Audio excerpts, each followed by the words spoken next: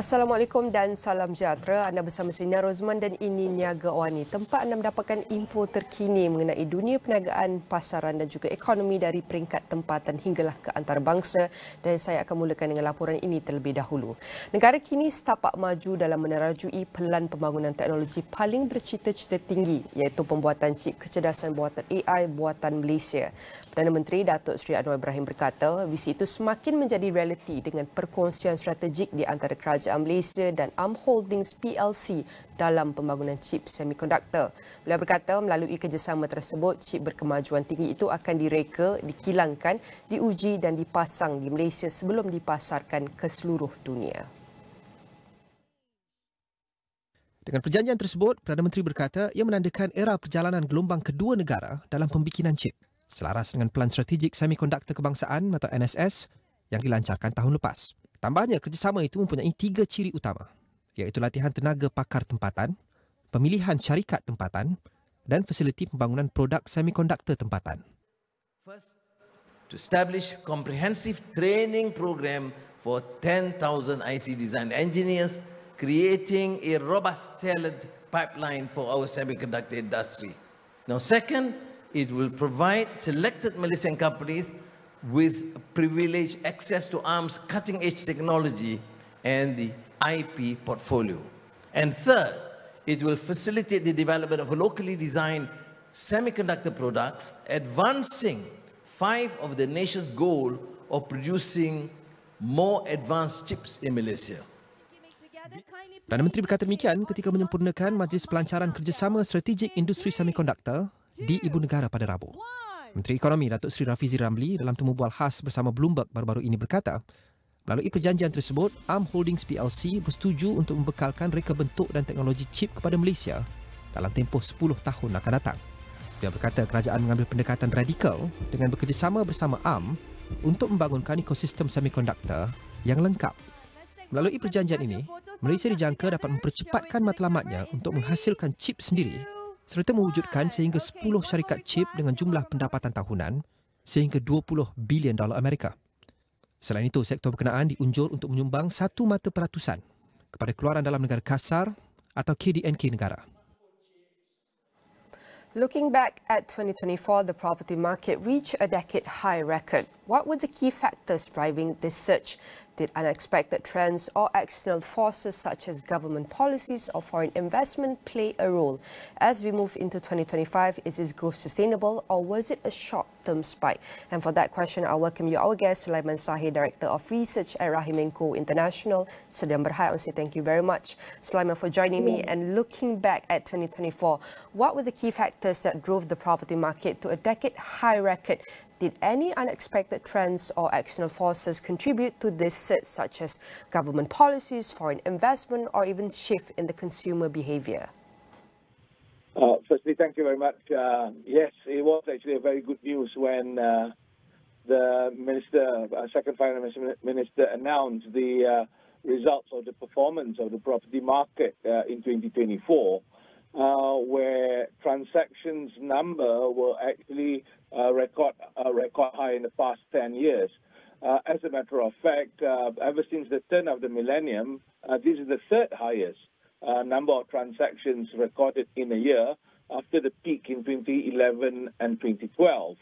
On top of that, the total value of all those transactions for the first time, it has breached above 200 billion ringgit in terms of total value of all property transactions in the country.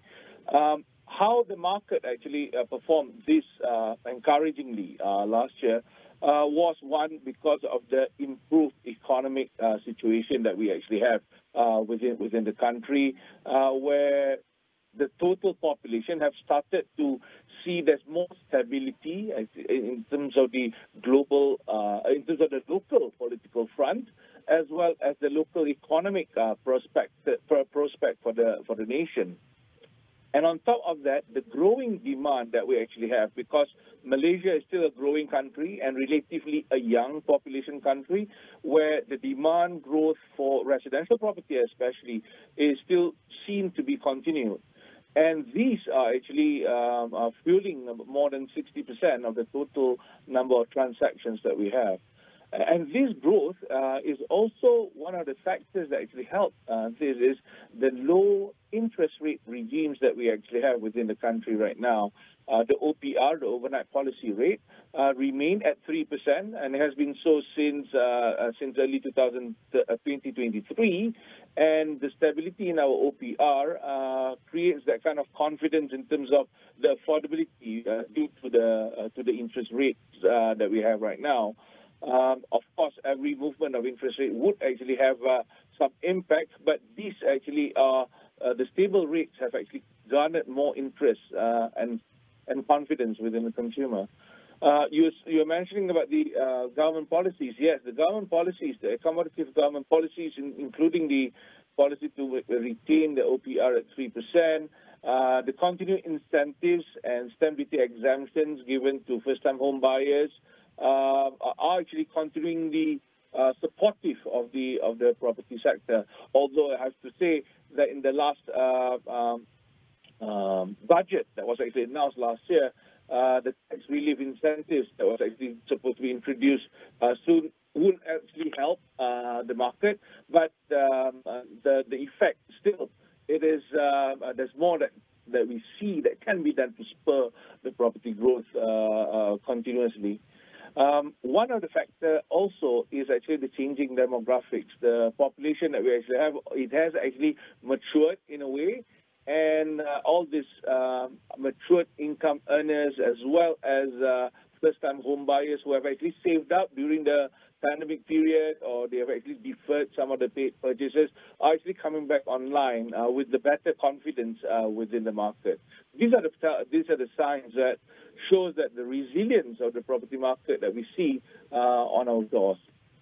Improved economic situations, low interest rates, and government policy and initiative, and also including the change in demographic, is one of the key factors that contribute to a very good performance of the property market. And given the record high in 2024, moving forward, do you see this as a sustainable growth trajectory, or was it more of a short-term spike? Are there specific property segments that perform exceptionally well, and do you expect the same trends to continue in 2025? The growth that was seen in 2024 was actually a slower growth compared to the hike that was seen in 2022, 3 years ago from today. That was after the pandemic took into effect. The whole property market was actually slowed down in 2020, 2021. 2022, it spiked. That's where the spike actually happened. Then come 2023, there was a bit of moderation. But 2024, where the moderated growth was actually still expected to continue, it inched up a little. It has actually increased in terms of the total transaction numbers by 5%, which is actually commendable, considering the market is already at a high number of transactions after the pandemic. And this actually is coupled with the total value of transactions, which actually increased by 18%. Despite some concerns with the increase in property value or value of property transactions at 18%, because of how the mechanics of calculation, we are also concerned. We are concerned with the sustainability of having a continuously above double-digit growth in terms of the property prices that was seen in the past. What we have seen last year is a bit different. And this is more sustainable in terms of the growth of total value of transactions as well as volume of transactions of about 5%, and even in terms of house prices, which grew only about 3 to 4% last year. This is more in line with the sustainable growth in terms of property prices, barring the fact that we are still concerned with the growth in income levels. So because of that, we can't actually afford to actually have too fast of a growth. We expect the growth for this year to be more steady. It is moderated a little bit more compared to how it was, or maybe around the same level, at about 5% or thereabouts, which is actually just nice to be in touch with the fundamental growth of the market rather than having too much speculation in the market. And this is how we can see resilience of the property market. And we also want to take a look at the downside risks that may affect the property market. Do you anticipate any risk of market overheating or potential correction in 2025? What indicators or heads up should we watch for? So one of the key indicators that's being quoted by a lot of parties is the number of unsold properties within the market. And within the unsold properties, there are actually three categories. Unsold completed properties, which is known as overhang. And there's also unsold not yet completed or under construction or yet to be constructed. The number of overhang properties, which are the completed unsold properties, have actually reduced. And that's actually steadily reduced since 2021, which is actually very good. But as the market improves, we also see the number of property launches have actually increased in the past 3 years. And this actually impacted the number of unsold properties that are under construction, which is not to be alarmingly worried. We're not worried about it so much because essentially these properties are still within the marketable period or the marketing period by developers. Although, that being said, these are the signs that we need to actually monitor very closely because to make sure that the injection in the market within by the primary market sector, which is from the developers, are always in touch with the demand, how demand movement is like, so that it is not overly anxious or overly optimistic in terms of generating too many units, creating oversupply. And that's where the supply and demand matching is actually very, very important. Another thing is actually, one is actually on the unsold property. The other one is actually on the movement of income levels and consumer behavior.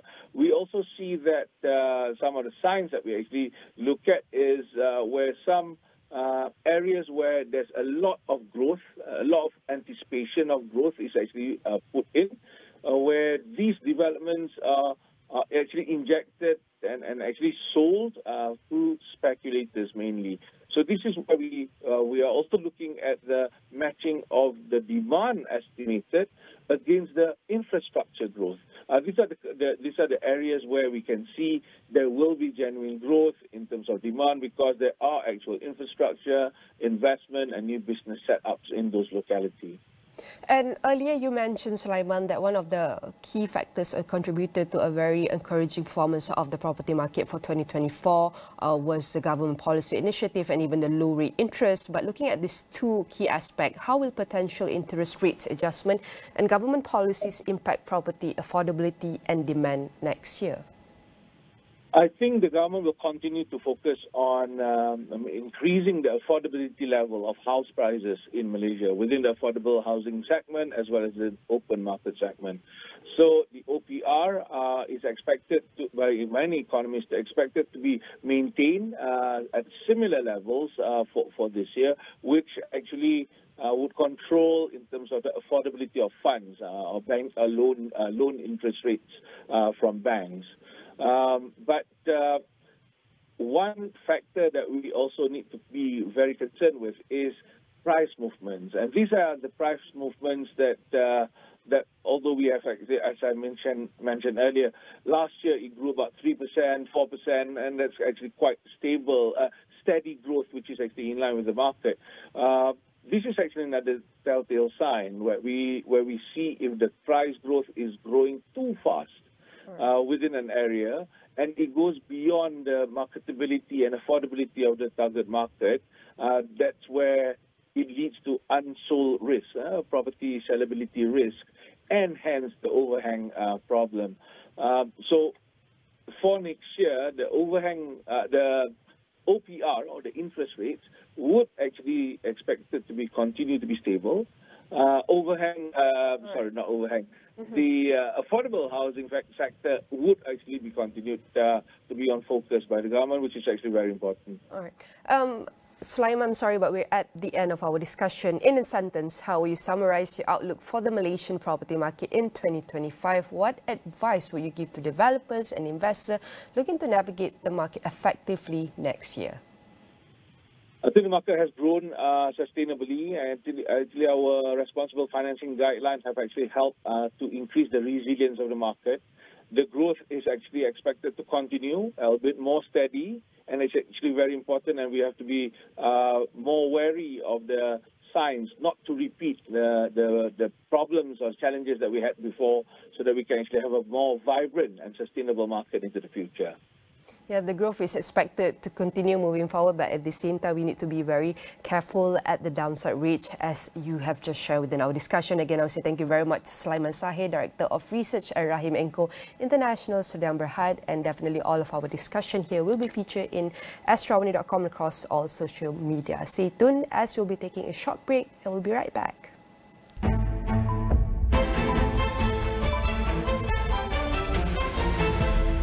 Nak coklat? Hari ni tak boleh. Nanti saya kena dengan mak saya.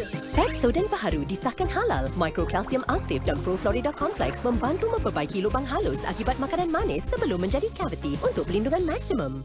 Pepsodent. This is digital karma. Kalau aku tak bunuh dia, kita yang mati. Bukan aku tak sedar. Orang yang aku tembak tu penjahat.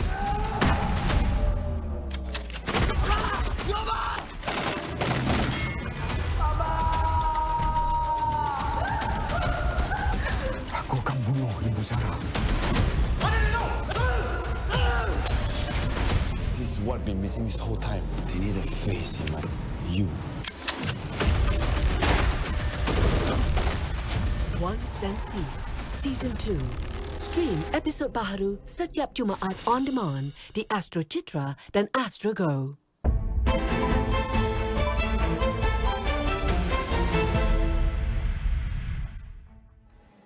Apple on Wednesday unveiled new MacBook Air models with latest M4 chip and artificial intelligence features at a price $100, lower than the previous generation, as the company looks to spur sales and persuade customers to upgrade their devices.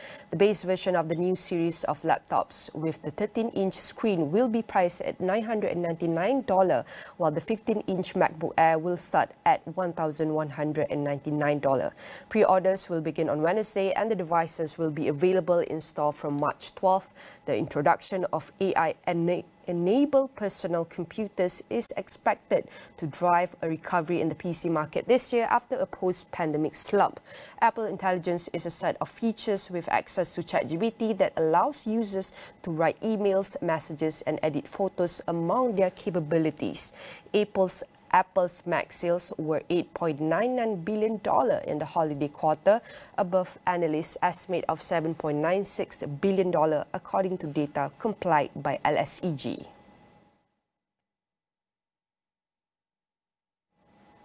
Stocks in the U.S. markets were up sharply on Wednesday after U.S. President Donald Trump agreed to delay tariffs for 1 month on some vehicles built in North America, while the euro hit its highest in 4 months against the U.S. dollar. The White House said the president came to the agreement after a call with the CEOs of General Motors and Ford and the chair of Stellantis.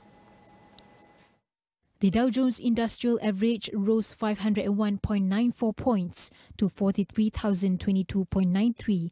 The S&P 500 rose 68.16 points to 5,486.31, and the Nasdaq Composite rose 271.80 points to 18,554.63. We're getting a nice bounce back today, but I don't know that it tells us anything new. What we've really seen in the market is investor uncertainty. We're just waiting for clarification on policies.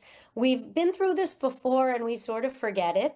But, you know, President Trump has a different way of communicating and executing policy, and it does lead to extended uncertainty for the market. MSCI's gauge of stocks across the globe rose 13.29 points to 859.43.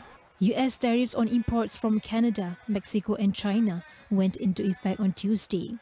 Stocks were volatile, near flat in early trading before turning sharply higher by the afternoon. All right, let's now review the most recent overview of the S&P 500 indexes as of this morning. So I'm going to show you from the finviz.com with one of the biggest tech company. We're going to show with the Intel. So for now, Intel as of this morning is down by 2.44%. And the recent news on the Intel is Intel won the dismissal of a shareholder lawsuit accusing the chipmaker of fraudulently concealing problems in its foundry business, leading to job cuts and a dividend suspensions that wipe out more than $32 billion of market value in one day. In a decision made public on Tuesday, U.S. District Judge Trina Thompson in San Francisco rejected claims that Intel took too long to reveal a $7 billion fiscal 2023 operating loss linked to its business of making chips for outside customers. Intel did not disclose the loss until last April when it made changes to how it reported financial results.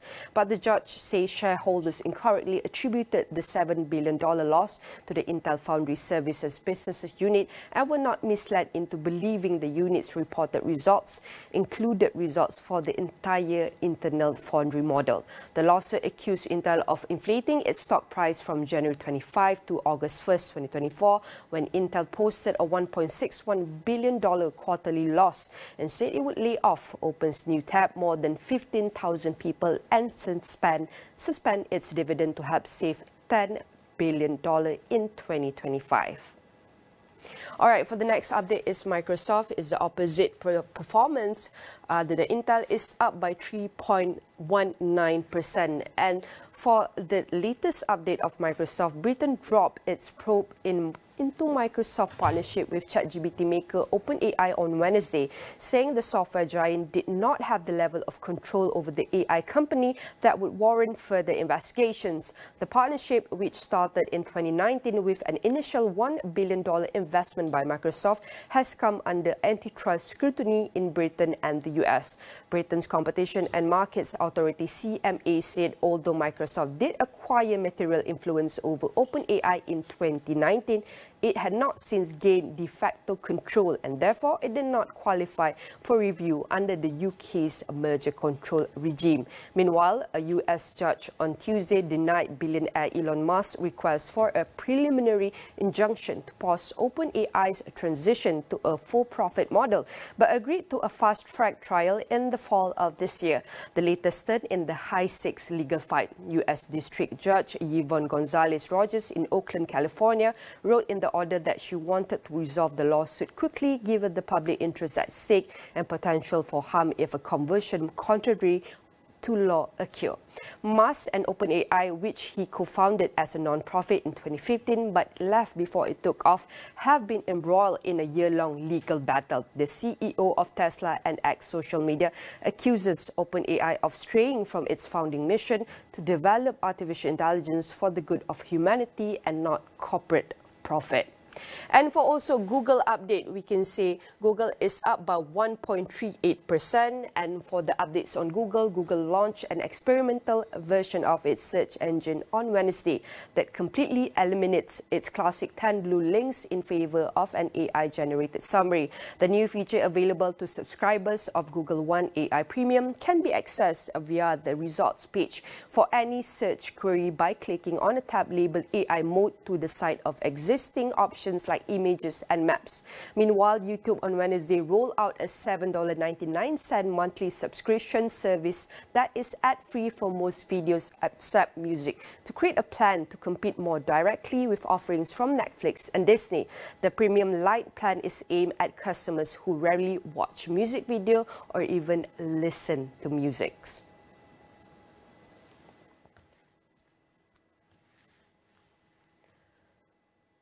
All right, that is the latest update on tech companies, and we're going to move on to oil prices that settled down for the fourth consecutive session on Wednesday after U.S. crude oil stockpiles posted a larger than expected build, adding a further headwind as investors worry about OPEC Plus plans to increase output in April and U.S. tariffs on Canada, China, and even Mexico.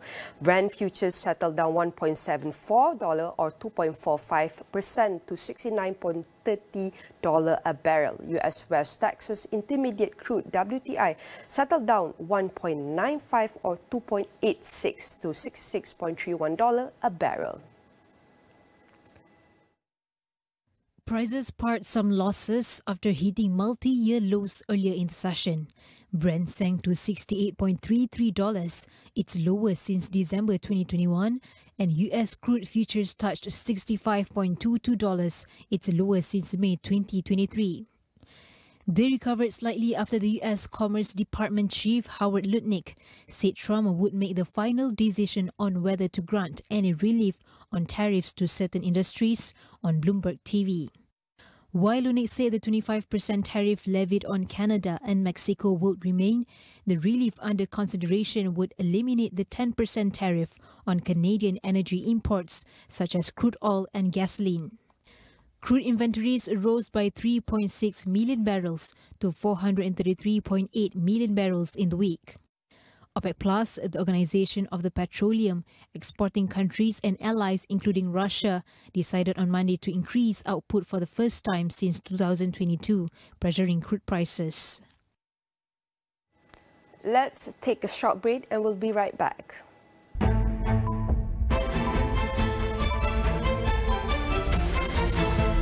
Nak coklat? Hari ni tak boleh. Nanti saya kena dengan mak saya.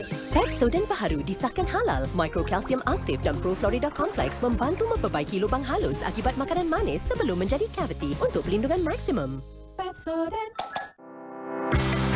Membawa visi dunia ke negeri di bawah bayu. Impian direalisasikan demi kesejahteraan rakyat. Semua itu menerusi inisiatif Hala Tuju Sabah Maju Jaya yang melengkapi landscape kesejahteraan. Ikuti temu bual eksklusif AWANI Sabah Plus bersama Ketua Menteri Sabah Datuk Seri Haji Jinor Isnin 10 Mac 2025 di saluran 501 AWANI dan semua platform sosial media Astro AWANI.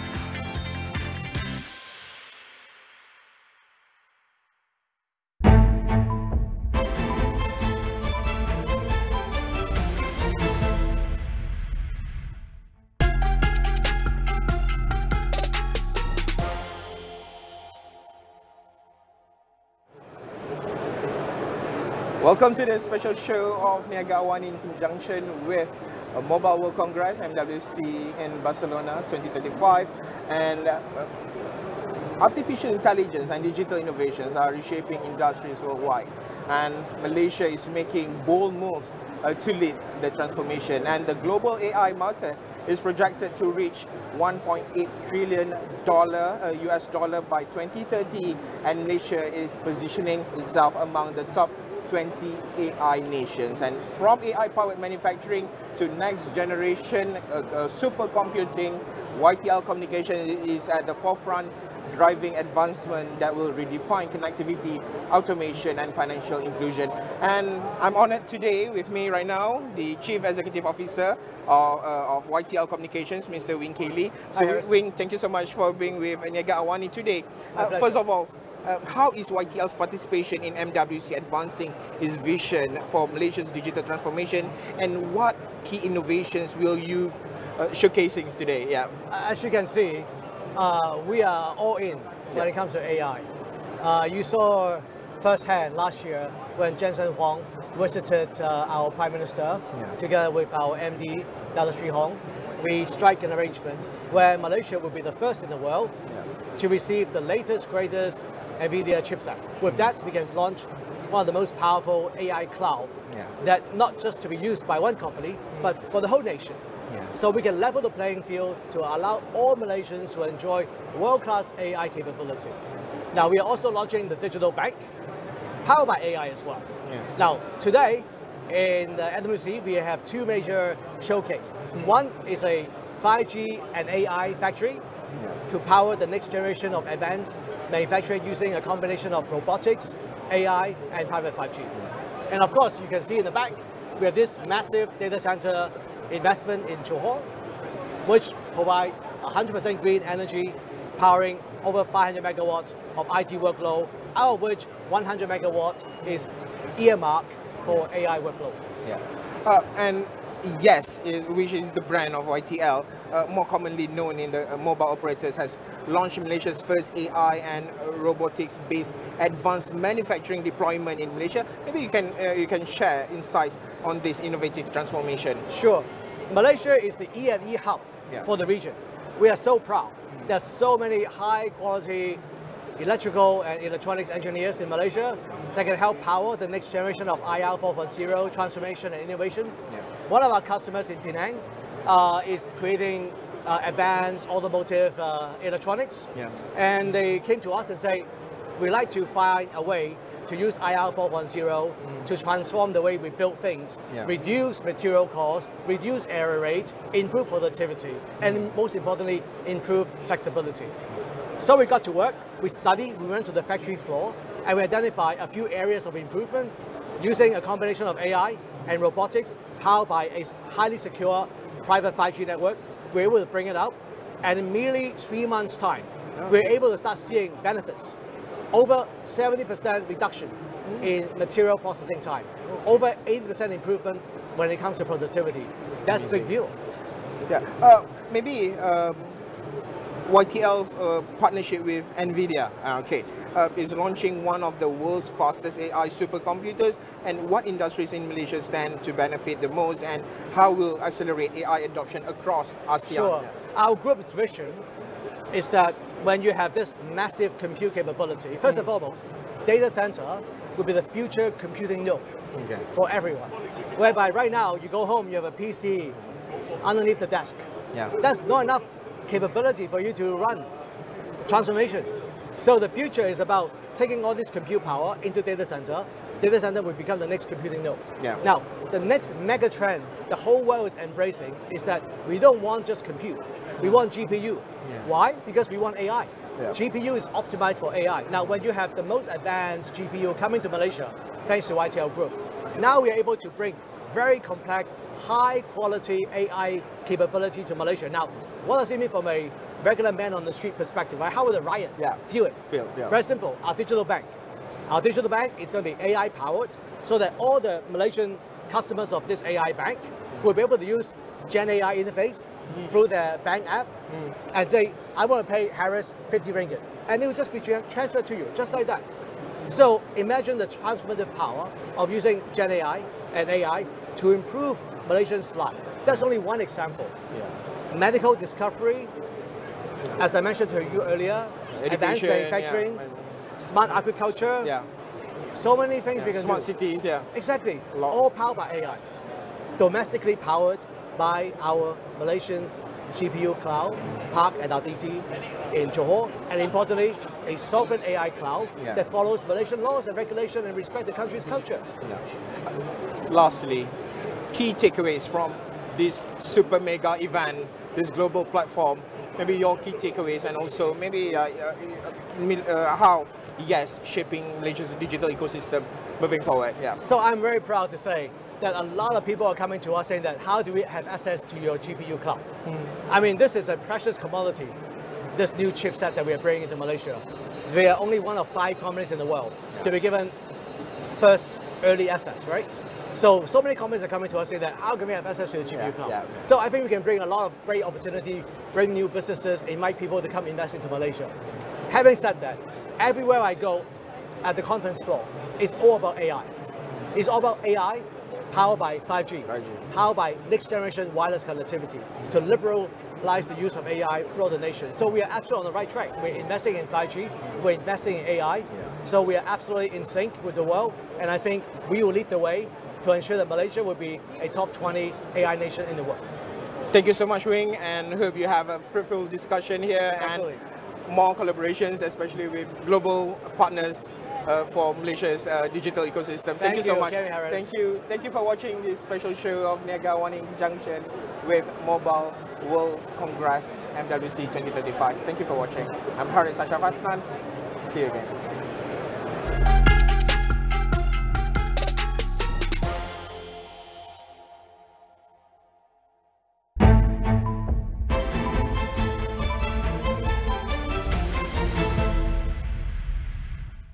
Uniform Tentera Darat Malaysia TM bagi peserta program latihan khidmat negara tidak seharusnya menjadi isu hangat. Jenayah penipuan pelaburan mencatatkan jumlah kerugian tertinggi pada tahun ini setakat 2 Februari lalu. Kementerian Pendidikan memandang serius isu peningkatan trend penggunaan rokok elektronik. Lembaga Lebuh Raya Malaysia LLM memperluaskan larangan kenderaan berat memasuki lebuh raya pada waktu puncak di beberapa jajaran terpilih di sekitar Lembah Kelam. Kali ini aku tak dapat bersama dengan korang. Suatu kejutan. Itu adalah cabaran yang pertama. Kali ini kita sangat mengisik. Siapakah yang bertuah? Dah jom lah, saya dah buat beg. Destinasi baharu. Cabaran baharu. Terima kasih. Travel lawak projek Bapak-Bapak musim baharu mulai 7 Mac. Indahnya lain macam bersama Astro Prima dan Astro Ria.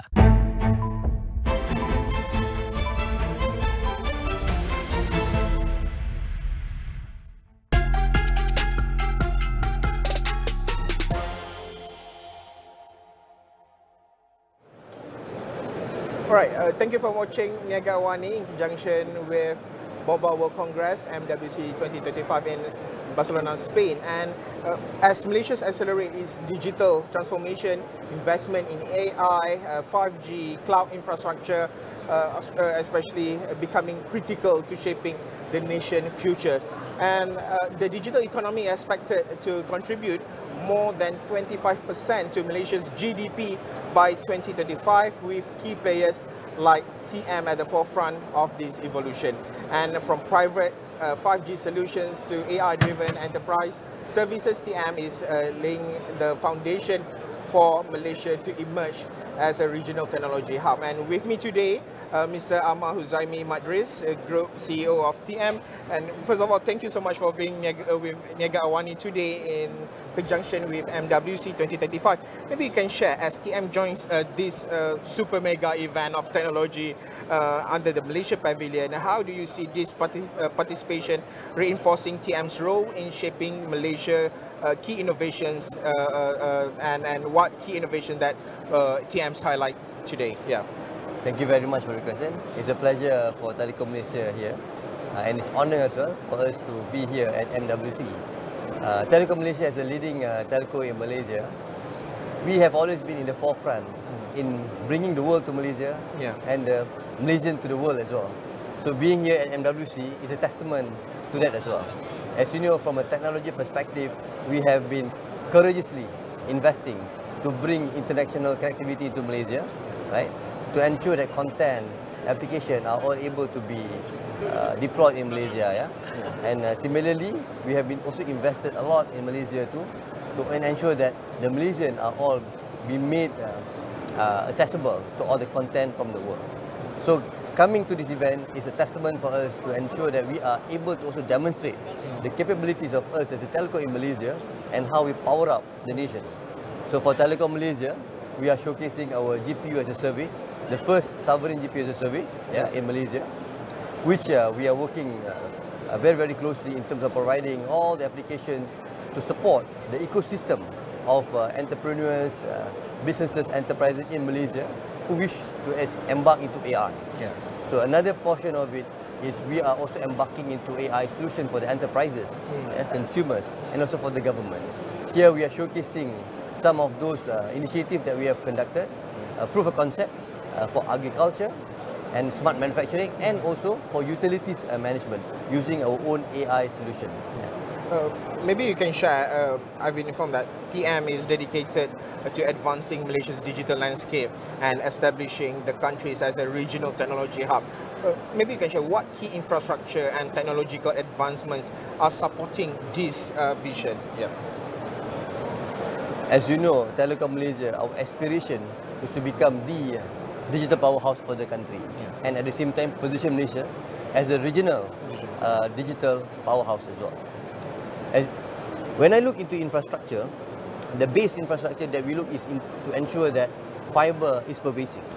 Fiber is a core digital building block to power up digital adoption for the country. And supporting fiber would be the other application, for example, submarine cable system, to bring international content to Malaysia and for example, to bring content out of Malaysia as well, right? Yeah. And the third portion is on data centers. So we have the fiber, we have the submarine cable in terms of the digital connectivity is being powered up. So now we require a huge host of data center to make sure that we are able to host, process the state-of-the-art application for the future, right? And last but not least, in terms of the distribution as well, we are on continuous endeavor to ensure that we are able to distribute whatever services that we have been deploying today to all consumers, leveraging on all this digital ecosystem that I mentioned earlier. Talking about services, how is TM leveraging AI and graphics processing units as a service to enhance business efficiency, accelerate digital transformation, and also create new opportunities to Malaysian enterprises? As I mentioned earlier, you know, in terms of we talk about GPUs is the core building block for us to embark into AI transformation. For Telecom Malaysia, we have created our own AI division that focuses on enhancing productivity, capabilities, efficiencies for enterprises. Amazing. These are, it can also be relevant to even consumers and SMEs. So we wanted to ensure that we are able to deploy this solution and make sure that customers are also able to reap the benefit. One example I can share is how are we able to monitor manufacturing or processes within the manufacturing cycle, right? And how we are able to ensure we are able to monitor plantation efficiently in terms of using a spectral image analyzer, right? To ensure that we are able to give optimal outcome of a plantation outcome. And last but not least, in terms of how we mobilize SMEs. When we deploy the state-of-the-art technology like AI, cloud, cyber security, in a way, it not only make the business more efficient, but also secure, for them to embark into a larger businesses. You've mentioned about manufacturing, and I've been informed that is also benefiting oil and gas. So maybe you can share how AI advancement and also private 5G deployment on manufacturing and also oil and gas, and what are the early success stories? Maybe you can share with us. So apart from Telecom Malaysia providing the end solution to our end customers, we also enable, empower enterprises to also be creative, right? In terms of exploring solutions which are more applicable to them. So in the case of private 5G, so we enable private 5G for enterprises like Petronas, right? So that respective entities are able to explore the true capabilities of having 5G to speed up whatever processes that they have on the oil platform, on the gas platform, and also for their education hub as well. So just imagine us enabling creativity for all enterprises by sharing or providing or collaborating on our core infrastructure, which are the private 5G. Maybe with the increasing adoption of AI and innovative technology, how is TM contributing to education and future-proof skilled talents to ensure business and individuals can fully leverage this advancement? In order for us to leverage on AI, if we talk about education, we are providing our own cloud solution to support the education, some of the new applications for the schools. So there are a couple of pilot projects that we have demonstrated here as well, right?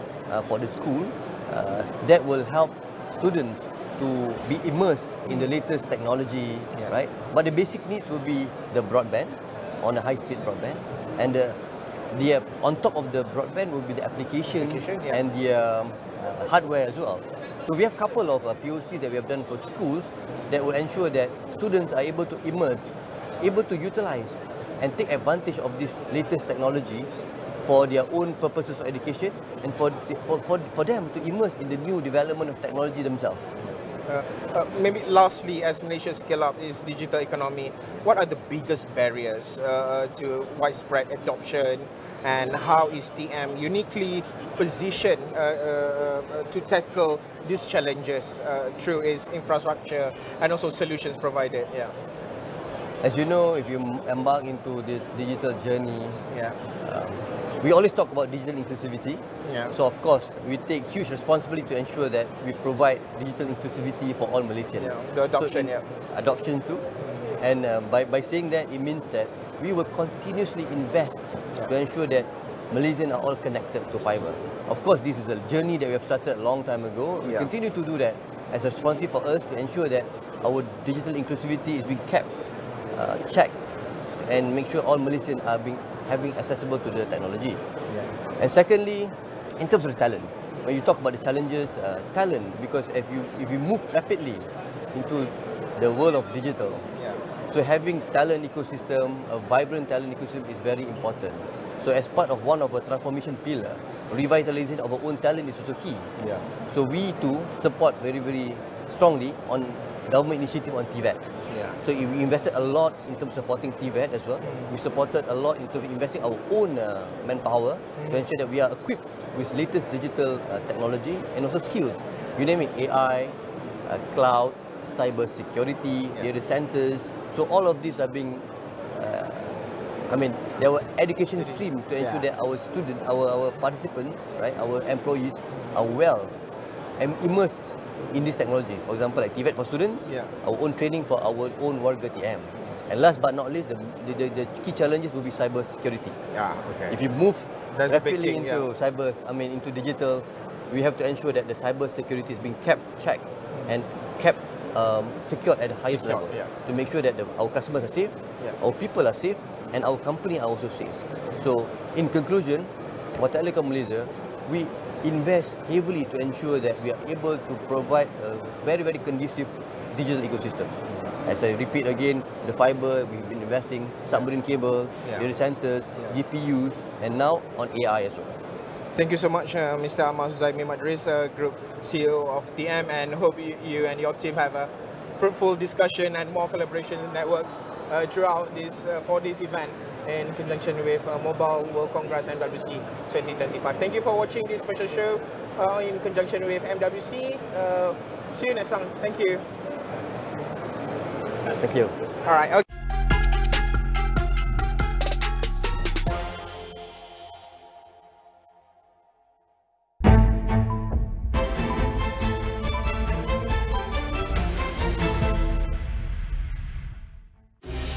Istimewa Ramadan ini terokai keindahan Islam di Australia bersama Alif Sata. Memang ini tempat untuk kita mendirikan solat. So solat. Kisah penghijrahan selebriti membawa inspirasi. Betul-betul bersyukur dengan ujian yang sangat besar. Ujian itu ialah untuk memadamkan dosa-dosanya. Allah, ampunkan dosa ayahku ya Allah. Indahnya lain macam bersama Astro Oasis dan Astro Go. Aku tiaba kau sebagai calon kasturi. 3, 2, 1. Kapla High Council. Sewa dan stream on demand atau sila ke saluran 480.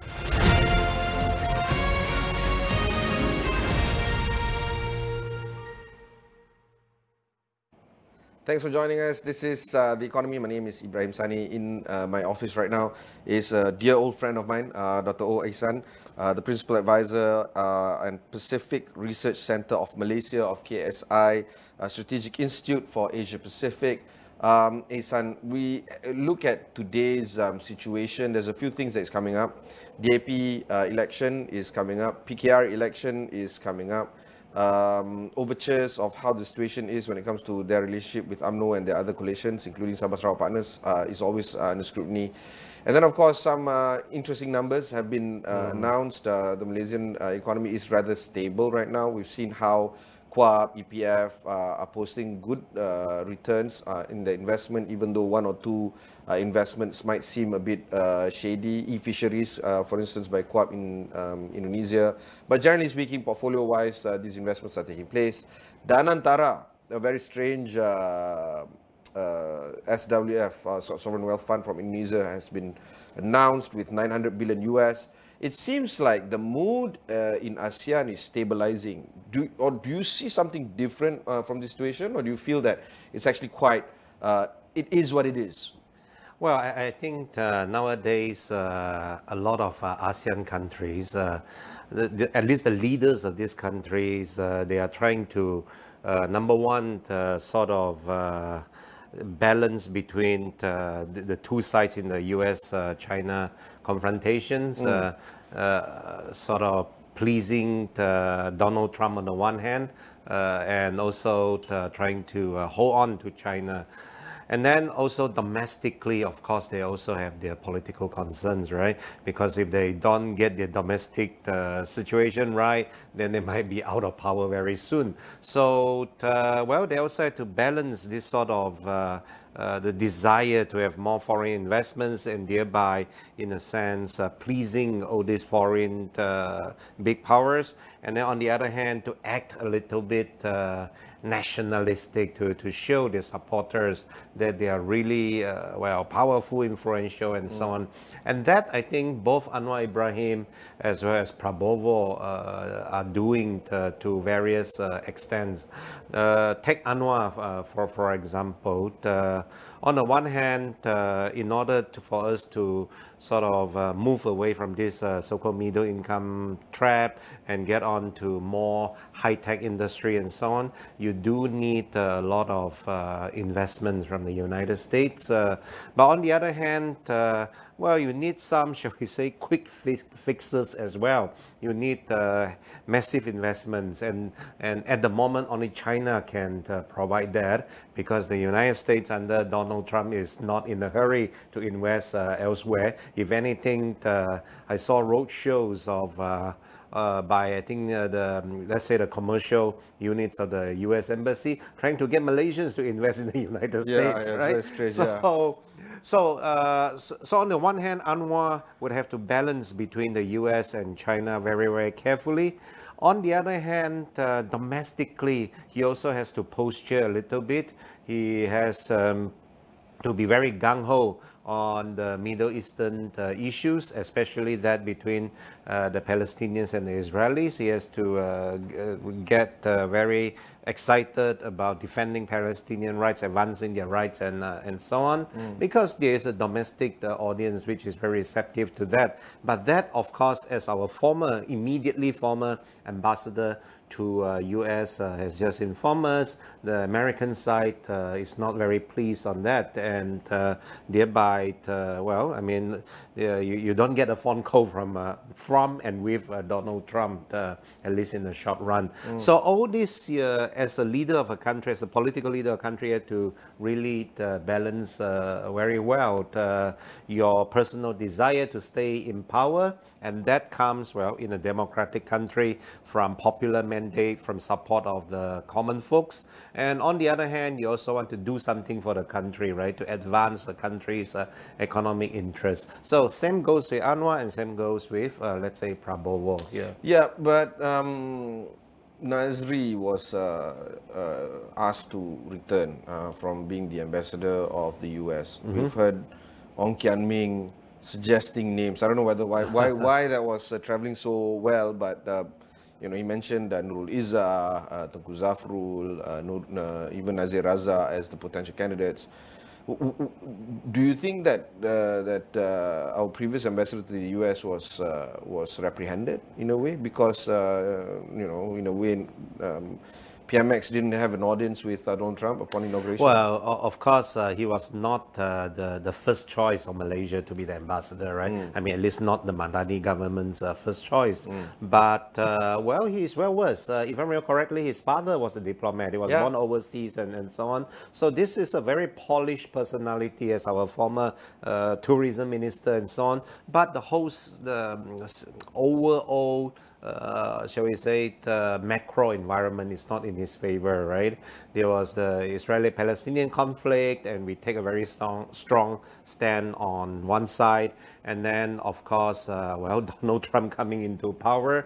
And you saw Nasri trying his best, even holding up some sort of MAGA, sort of paraphernalia, right? But ultimately, that did not quite work. I wouldn't blame him. I think it's just the macro environment. And you mentioned several potential choices mooted by Ong Kian Ming. I think those are very nice personalities, and they have the stature and so on. Daughter of the Prime Minister, successful banker, and successful former banker. Both of bankers. But I think the government, it's more in the mood for, shall we say, a professional diplomat, somebody who has been ambassador somewhere else, and so on.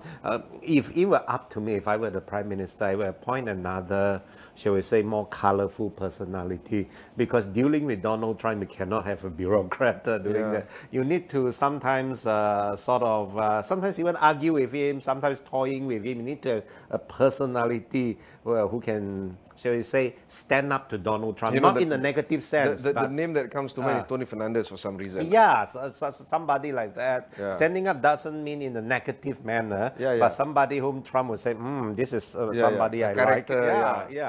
What about China right now and the orbit that it wants to create, considering that the ASEAN Chairmanship is a big deal?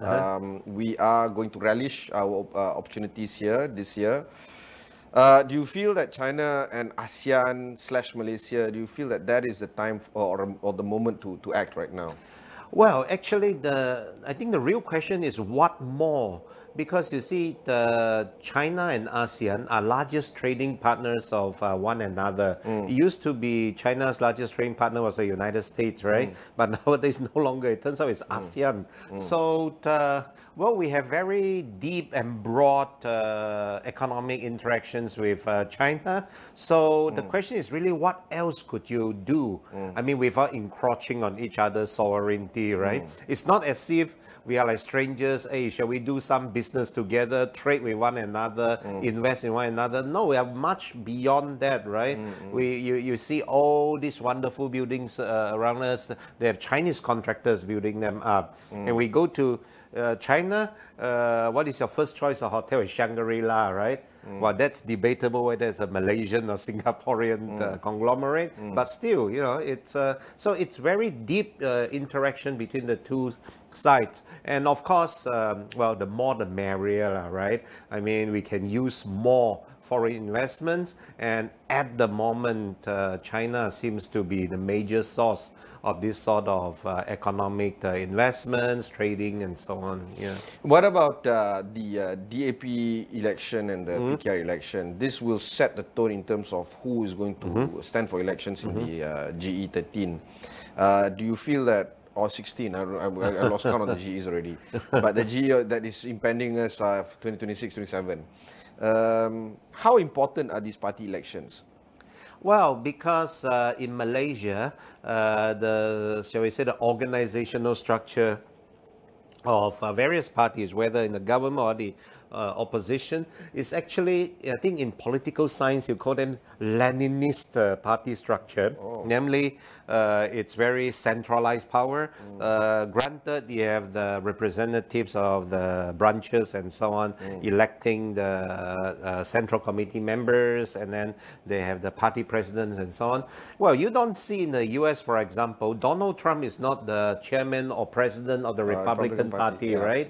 They have a much more loose structure, but ours is very serious. In fact, I don't even know who the Republican chairmanship Indeed, because he's just like, I think in Malaysia, you would call him an executive secretary, somebody who takes care of the office in the party headquarters, right? Exactly. So, but here it's very serious, it's very centralized, right?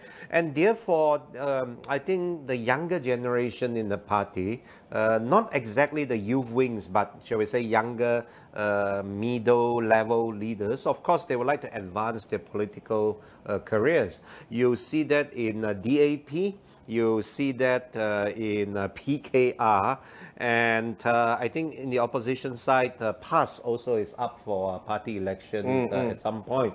So, of course, the middle tier leaders, they are eager to have their shot at the top post of the party, right? And the existing leaders, in DAP, the limbs and so on, they are of course still. I love last time talking about limbs. Last time there was a minister, Gerakan president, I think Dr. Lim Keng Yek. When people ask him questions like, when are you stepping down? So, oh, I can still serve. So, but same that can this be, kind of mentality. No, but still, the overtures inside the past leaders are also saying things like Ustad Hadi still has the capacity to lead. The Muktamar is happening September this year. And then, you know, you see some interesting leaders like the Menteri Besar of Terengganu, Dr. Sam. He doesn't want to contest. He's saying that, you know, better let other people contest and all that. So when we look at some potential leaders in past also, they're taking a step back and they're letting the status quo run the show. And it's very discouraging because we want to see younger leaders from past to rise as well and all the others. And when we look at some of the ministers that is coming from KR and DAP, for instance, Fahmi Fadzil was mentioning something interesting last week. The key leaders of PKR, the ministers, are all below 50. Fadil Naside is 47, Rafizi Ramli is 47, Lee Kang and Fahmi Fadzil both 44, Nik Nazmi 43. These are young people. But it seems like they've dominated the whole scene for quite some time, 20 odd years already. DAP is the same thing. And of course, Stephen Sim now is rising up, or plans to rise up, and many more. Do you think that because the 40-somethings or leaders inside all these parties are now still there, it kind of inhibits the young from entering rather more serious positions? Well, because they enter politics almost upon graduation, right? 20 years ago. Nick Nasmi, for example, I still remember a young and dashing Nick Nasmi coming back from UK. And I was in your position, I was interviewing him on behalf of a Chinese paper, right? And this up-and-coming guy, Anwar's political secretary and so on. And now, well, finally he became a minister. Well, I think if they're 40-something, they still deserve a shot at the party's top leadership. After all, they sacrificed like 20 years of their youth, right? You know, in the political wilderness. But let's say Anwar himself and his close associates, the Home Affairs Minister Saifuddin Nasution and so on, well, I wouldn't say they should immediately step down, but I mean, they should think of like a time frame for them to retire and so on, and make ways for the likes of Rafizi, Nick Nasmi, and Chang Lik Kang, and so on. In DAP, it's, well, technically, DAP has made that transition, right? Anthony Locke is supposedly now in charge, right? But of course, the limbs are still very, shall we say, influential. I think it's an effort to get rid of this influence and to sort of make sure that Anthony is really in charge. You know, I think there's that sort of sentiment within the party. The respect, well regards for Kit Siang, nevertheless, of course. Now let's shift our focus towards the economic elements of this right now. Policy is going to be driving the politics moving forward. I believe that the political risk premium has dissipated to some degree. I don't think there would be any Sheraton moves until the next election. Having said that, my postulation is that for the next election, it's going to be status quo. I really believe that's the case. In a way where nobody's going to cross over the one-to-one outright. So there's still going to be some machinations, there's still going to be some dealings, and Sabah Sarawak is going to play a very critical role. Not many people know that you're from Sabah, but you know, that's the key factor here. Sarawak is very strong, if not, it's getting stronger. In terms of bold requests that they're making to the federal government. Do you think that that's going to be the case for the general elections? Well, I think you're going to, well, since you mentioned I'm from Sabah, I think you're going to have a snippet, a preview of that in the upcoming Sabah state election, which is supposed to be held within the next few months, right? Namely, if my prediction is correct, all the existing parties, they are going to win Well, almost exact number of seats that they are currently winning. Yeah. It's just that the permutation Yeah. will be different, right? Yeah. I mean, how they form coalitions. Yeah. Now it can be parties A, B, and C. Yeah. But you know, in future it could be parties A, C, Yeah. and D, Yeah. right? So, and the same thing I think will go for the federal level. As you mentioned just now, these parties may win approximately the same number of seats, with PAS, I think, making even more inroads. I Let's believe say so, they cross, especially in these Malay urban areas. True, but still not enough to win an outright majority, right? So, well, then it depends on whom, I mean, or which party they could convince to enter into a coalition. I believe Bersatu might not make inroads. I think that they will see a drop. Yeah, I think so too. Well, being from Sabah and Sarawak, I'm not so sure I don't know whether it's proud or not so proud to say these Sarawak and Sabah parties, despite their sort of very vocal yearnings for well, not independence, but how do you call that? There's a term for it. Autonomy. Autonomy and so on, yeah, right? Self-determination. And at the end of the day, I think they will be the first to switch sides and to make changes. Shall they see one side which is more dominant, dynamic and fluid in terms of who they want to partner with, I'll put it that way. And then, of course, policy. Policy is very critical right now. Do you think that shifts in policy might be less dramatic now? Considering that, you know, we're looking at the same number, considering that, you know, no outright majority, considering that Sabah Sarawak are friends, whether or not during fair weather friends or something to that effect. Do you think that because of this situation not changing from today in 2025 all the way until 2027, 28, policies are going to remain the same? Well, more or less, you cannot have that kind of drastic cuts in subsidies and things like that anymore, because you have about 2 years left in your government, right? And if you do that, people might be displeased and therefore not vote for you. So in terms of that kind of, I mean, something which hurts people's wallets and purses, I think you wouldn't see it anymore. But let's say PH traditional support base, conventional support base, they're still yearning for some sort of reforms, right? Yeah. That's why you see in these parliamentary terms, all this creating a parliamentary service or restoring one, and then to have various, well, what I would call somewhat decorative reform measures, not those which will really cut into the vested interests. Yeah. And then, do you think that the changes in terms of or the risk of, say, for instance, the court cases, Najib Razak, whom not many people know, you were once an aide to him, I don't know when, 2013 or something to that effect.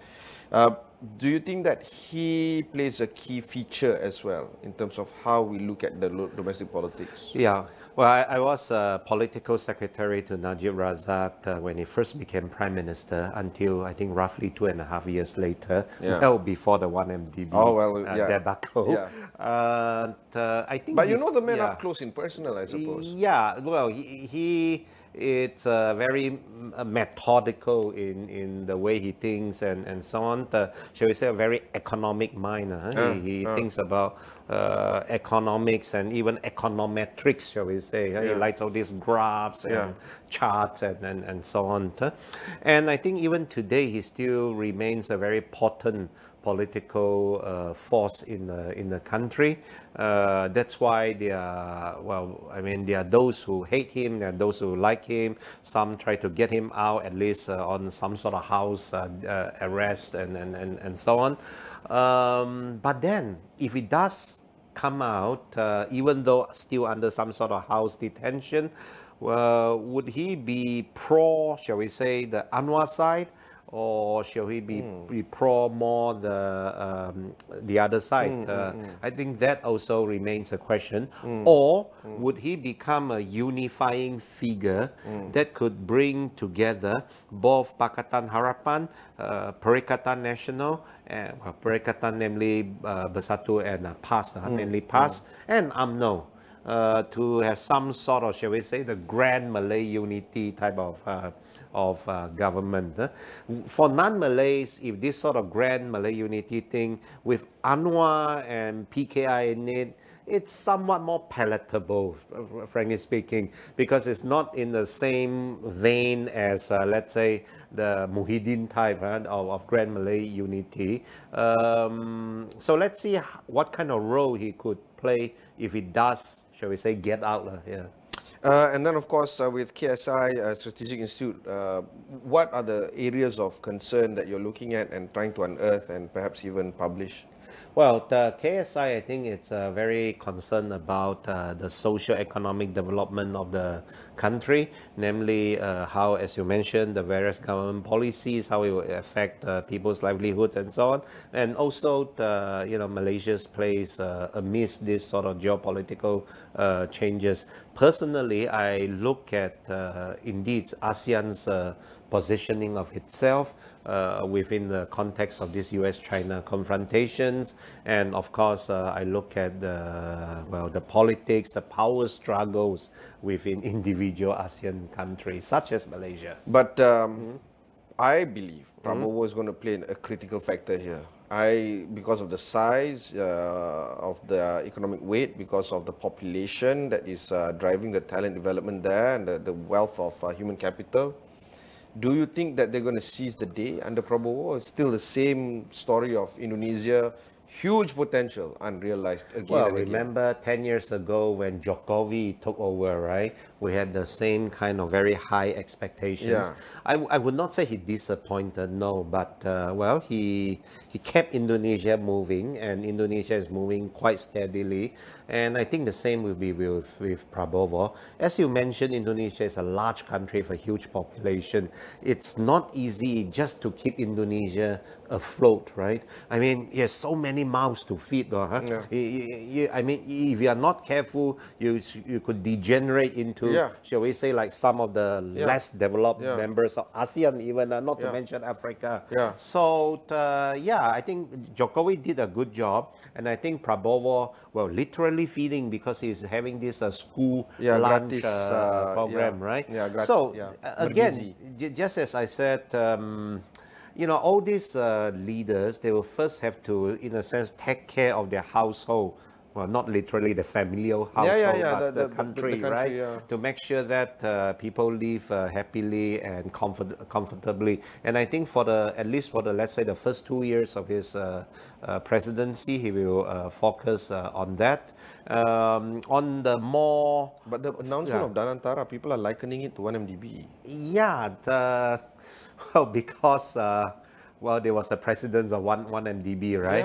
And Indonesia is not exactly unfamous for its level of corruption. Therefore, of course, people so-called wax cynical, right, on this. Well, we will give it a shot, a chance, and let's see how it performs, at least during his first term.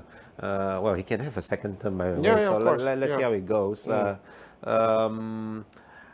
I think people look at the successful example of, let's say, Singapore with Temasek and with GIC and with the Norwegian sovereign fund and so on, and therefore people are tempted to see, if we could also have similar setup, maybe it could benefit the country. But of course, it's very tempting sometimes to put your fingers into the so-called piggy bank or cookie jar, as they say. So hopefully the painful experience of 1MDB would not be replicated, I mean, among our neighbors. Final question, Isan, in terms of risk profile and risk management of the geopolitical movement, economic situation as well. 2025, before we started the show, I keep on saying this. It's going to be, every year we say a challenging year. Oh my God, it is passé. Of course, that is the status quo. But what are the risk factors that you are looking at when it comes to 2025 moving forward? Well, I specifically look at this sort of confrontations between mainland China and Taiwan, because China is very intent upon so-called reunifying. Just this Taiwan. morning I read 25 jets in the Taiwanese airspace. They have the highest frequency over the past few years of mainland Chinese jets circling Taiwan, right? So, and if there's some sort of conflicts between the two sides, then almost inevitably we might be dragged into it, because let's say the US somehow get involved, and the US has military assets in this part of the world, not just in Singapore, some even in Malaysia. So how are we going to allow them to deploy the military assets from here, for example? So that's one sort of sore point or hot spot which I'm looking at. But very ironically, with Donald Trump becoming president, I actually think the prospect for, shall we say, peace and stability is actually better than before, because Donald Trump is not ideologically predisposed to take one side or the other. You see, over the last few days, he would one day take Putin's side and say, you know, Russia did not invade Ukraine. Another day he would say, Ukrainians are really good fighters, right? It depends on who speaks to him that day, I suppose. True, but well, what's the ultimate? No, outcome he is ideologically motivated to make money. That's right. That's about it. Right. And in order to make money, you need peace and stability, right? Donald Trump and his friends, they are not selling weapons. They are, what was it? They are casino operators, hoteliers, right? You need peace and stability to run your hotels and casinos. So, I mean, by extension, so I think you will have, I wouldn't say the return of so-called Pax Americana, but at least more peaceful prospects for this part of the world, because Donald would come here and say, hey, hello, why are you fighting with one another, right? Why can't we make some money out of it instead of you guys sort of killing each other? So I think that kind of, shall we say, a slightly more positivist American involvement, I think is good for this part of the world. It's strange that you put it that way, but I don't know how many people are going to disagree there. Thank you very much, Ihsan. Of course, a very strange moment for you as well, because you were stuck with LRT just now. That's right. So did you find out what was the reason? No, I think this country has to do a better job in terms of infrastructure. Well, that is the note that our Transport Minister can perhaps take a look at as well. That was Dr. O. Ihsan, the Principal Advisor at KSI Strategic Institute for Asia Pacific. If you missed out any part of this interview or you want to learn more about conversations like this, just head on to astro.com, search for The Economy with Ibrahim Sani. Until then, thanks very much for watching. Catch you in the next one. Thank you very much. Thank you.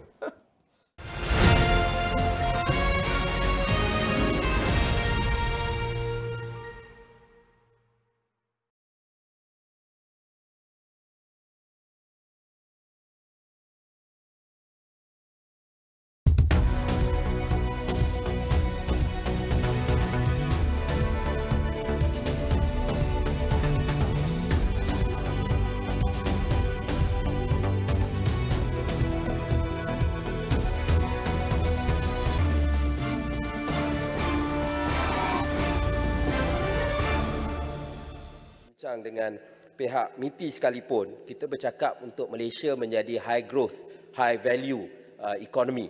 Ya, jadi kalau setengah kerja-kerja yang dibuat oleh untuk meleraikan dan melibatkan kerja-kerja yang mencemar dan membahayakan kesihatan, itu bukanlah saya rasa kerja yang kita nak uruskan. Sebab prinsip utama dia, kita nak uruskan sisa kita yang tersendiri. Kan kita tak nak jadi tong sampah bagi dunia. Itu saya rasa prinsip kita, sama ada dari segi e-waste maupun dari segi plastik. Jadi atas dasar itu, kita bukan menutup habis kepada soal recovery, dan sebagaimana saya sebut, scrap metal dibenarkan. Ya, cuma kita ada syarat-syarat tertentu tentang ketulenan, kebersihan scrap metal itu, supaya tidak kemudian akan mengancam masyarakat setempat. Jadi itu saya rasa menjadi antara perkara. Kita tahu tentang soal urban mining dan sebagainya, tapi kalau kita dapat uruskan dengan baik sisa yang ada di dalam negara kita dulu, itu sudah bagi saya menjadi satu perkara yang positif. Untuk makluman, ya, kita sejak tahun 2015 sampai 2023 ada 764,453 metrik tan e-waste tempatan yang dihasilkan. Itu sepatutnya menjadi tumpuan kita untuk kita uruskan. Sebab kalau kita tidak dapat uruskan yang tempatan, kita nak tambah pula daripada luar, kalau tanpa kapasiti yang cukup, dia akan jadi satu masalah alam sekitar yang akan menjadi mimpi ngeri buat rakyat Malaysia. Terima kasih. Berikut persoalan seterusnya, saya mempersilakan Tuan Lee Chien Chung yang berhormat Petaling Jaya. Terima kasih, Dato' Yang Di-Pertua. Petaling Jaya minta Menteri Dalam Negeri menyatakan apakah inisiatif terbaru Jabatan Immigration Malaysia dalam memperkasakan penambahbaikan perkhidmatan, terutamanya melibatkan urusan PAS kemudahan immigration seperti PAS lawatan kerja sementara PLKS dan permit masuk susulan kejayaan kementerian berjaya memperkenalkan pelbagai inisiatif dan reformasi baru dalam urusan penting seperti perkara melibatkan perihal kewarganegaraan, isu-isu kesesakan di pintu-pintu masuk dan lain-lain. Terima kasih. Yang berhormat Menteri Dalam Negeri untuk menjawab. Terima kasih. Assalamualaikum warahmatullahi wabarakatuh. Rakan saya dari Petaling Jaya dan ahli-ahli yang berhormat, fungsi Jabatan Immigration ni dalam perkara PAS dan juga permit. Ya. Kita ada dua lapis sistem keberadaan, kemasukan dan keberadaan warga asing di negara kita. Yang pertama visa. Visa maknanya kebenaran masuk. Tapi bila dia dah berada di sini, tujuan dia berada di situ, kita keluarkan PAS. Jadi kita ada lebih 11 PAS, jenis PAS. Yang paling popular adalah PAS pekerja asing. Kita panggil PAS lawatan kerja sementara. Itu paling tinggi. Okay. Yang kedua adalah PAS pelajar. Ya. Mereka datang ke sini, mereka belajar di universiti dan college di negara kita, maka kita bagi dia PAS pelajar. Juga tinggi adalah PAS pasangan kepada warga negara. Warga negara kita, jodohnya itu adalah orang asing. Jadi semasa berada di sini, mereka akan kita keluarkan PAS, namanya PAS pasangan. Di sana ada juga PAS untuk expatriate, golongan profesional yang bekerja untuk tujuan khusus dan mereka turut menyumbang kepada kepentingan ekonomi. Jadi senarai PAS ini ada lebih kurang 11 jenis. Jadi totalnya, Tuan Di-Pertua, setahun kita keluar hampir 3 juta PAS. Baik, apakah langkah pembaharuan? Langkah pembaharuan adalah Jabatan Immigration kami laksanakan agenda digitalisasi. Digitalize. Bermaksud urusan memohon PAS selama ini kena pergi kaunter. Jadi kami sudah pun mula beralih, walaupun bukan semua jenis PAS, tapi PAS-PAS yang popular ni sekarang kami hanya uruskan secara atas talian. Besar manfaat dia, Tuan Di-Pertua. Pertama, kita jimatkan kos kerajaan. Kami membelanjakan hampir 13 juta hanya untuk cetak pelekat. Bila satu PAS dikeluarkan, kena tanpa pelekat pada pasport. Sekarang tak perlu sebab mereka cuma perlu bawa device dan status PAS itu dalam device mereka. Dan untuk tujuan pemeriksaan, semua kaki tangan immigration yang berkenaan, mereka sudah ada pun sistem juga menggunakan device untuk mengesan ketulinan bagi mengelakkan penipuan. Jadi menjawab soalan Petaling Jaya, kami sedang mengganjak ke situ. PAS lawatan kerja sementara bila tamat nak diperbaharui, majikan tak perlu lagi pergi ke kaunter. Hasilnya, Tuan Di-Pertua, kaunter menguruskan PAS ni mengalami pengurangan kesesakan sehingga 70%. Dalam ucapan belanjawan Tambun, dia menyeru supaya perkhidmatan kerajaan ini bergerak ke arah itu. Perkara kedua, yang pertama adalah permit masuk. Permit masuk ini, langkah pembaharuan yang kita buat sekarang adalah kebanyakan yang memohon permit masuk ni betul adalah isteri kepada warga asing. Isteri itu warga asing, berkahwin dengan jodohnya suami warga tempatan. Dalam setiap 100 permohonan permit masuk, ada banyak jenis, tapi 80% adalah isteri warga asing, isteri kepada warga negara. Sebelum ini, 5 tahun dia kena berada di sini, tak boleh keluarlah, keberadaannya mesti ada di sini. Itu baru pas pasangan. Tahun ke-6 dia mohon permit masuk. Maknanya dia boleh bekerja dan dia tak perlu lagi memohon kebenaran immigration. Okey ya. Kemudian kalau dia berhajat untuk dapat IC merah dan kemudiannya jadi warga negara, inilah jalurnya. Tapi ada juga yang dapat permit masuk, dia tak nak give up warga negara asal dia, pun tak apa. Jadi sebelum ini 5 tahun. Kemudian dia kena tunggu 2 tahun untuk mohon. Langkah pembaharuan yang akan kami mulakan pada September tahun ini memadai 3 tahun. Bukti keberadaannya di sini dengan status perkahwinan dia. Kalau dia berkahwin di sini, daftar perkahwinan di sini 3 tahun. Kita bagi dia spouse visa, masuk tahun keempat dia boleh mohon permit masuk. Tapi kalau dia mendaftar perkahwinan di luar negara, dia telah pun berkahwin 3 tahun atau 4 tahun. Dia masuk saja ke negara kita, dia daftar perkahwinan dia cuma perlu berada di sini setahun. Kemudian tahun kedua dia dah boleh mohon permit masuk.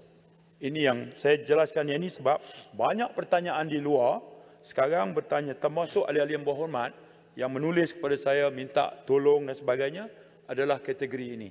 Jadi langkah yang kami buat adalah mulai September kami akan permudahkan. Sekarang ini baki tertunggak cuma 11,700 dan komitmen KDN khususnya Jabatan Immigration by Jun, menjelang Jun tahun ini kami akan selesaikan semua permohonan 11,700. Ini komitmen berterusan kami di KDN untuk mempermudahkan urusan sistem penyampaian kepada rakyat, merujuk, PAS dan juga permit masuk. Terima kasih. Soalan tambahan yang berhormat Saling Jaya. Syabas dan tahniah saya ucapkan, ini merupakan satu reformasi yang sangat fundamental yang mengizinkan spouse ataupun isteri yang merupakan warga asing kepada warga negara untuk cepat boleh diintegrasikan dalam masyarakat kita.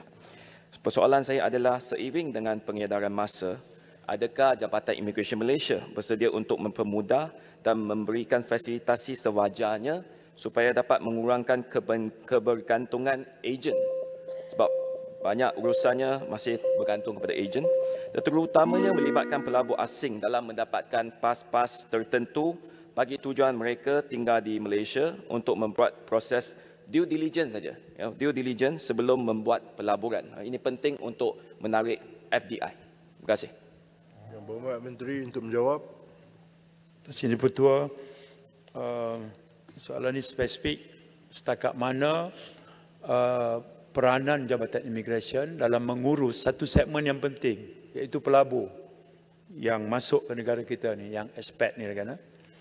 Okey, yang kita buat sekarang adalah kalau kita ke KLIA, kita akan jumpa satu premis kita panggil Expats Gateway. Maknanya dia turun saja di lapangan terbang, dia terus pergi ke situ untuk urusan. Jadi dia tak perlu lagi melalui ejen, tak ada lagi.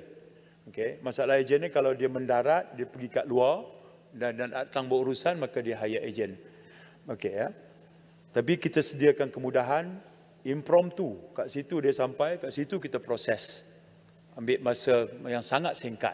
Okay, yang pertama. Yang kedua, kita juga tak raikan peranan ejen sebab orang yang boleh berurusan dengan immigration untuk tujuan PAS kepada expatriate pelabur ini adalah orang yang diberi authority oleh syarikat. Kita akan hanya berurusan dengan orang itu. Ejen bukan orang yang diberi authority oleh syarikat. Jadi takkan kita guna pakai khidmat mereka. Jadi itu pun untuk makluman Petaling Jaya, kita akan keluarkan pula terbaru ni, kita panggil PAS untuk pelabur saja. Itu PAS baru. Ini semua untuk membolehkan bahawa keberadaan mereka kita masuk mudah. Ease of doing business itu yang mereka nak tengok. Lagi cepat permohonan mereka kita proses, kita permudahkan, maka lebih baiklah penerimaan mereka terhadap iklim perniagaan di negara kita. Itu peranan Jabatan Immigration. Jadi ini juga sebenarnya merupakan satu kaedah kita panggil single window bagi memudahkannya. Jadi kita akan mulakan seawal 1 April ini untuk pengeluaran PAS pelabur bagi tinggal lebih lama di sini bagi menguruskan urusan pelaburan mereka. Dan proses pengeluaran PAS itu juga kita akan lakukan secara e-PAS atau PAS elektronik. Terima kasih. Silakan Yang Berhormat. Ya, Assalamualaikum warahmatullahi wabarakatuh. Ya, terima kasih Tuan Ketua, terima kasih Yang Berhormat Menteri. Tahniahlah di atas usaha kementerian untuk memperkasakan lagi untuk terutama perkhidmatan di pintu masuk. Soalan yang berbangkit adalah terutama di kawasan sempadan. Sejauh mana kesedaran ataupun maklumat keterangan telah diberi kepada masyarakat. Sebab apabila contoh di kawasan saya, di Rantau Panjang, apabila melalui pintu pengkalan sungai ditutup, maka hanya satu saja laluan melalui pintu masuk ICQS Rantau Panjang.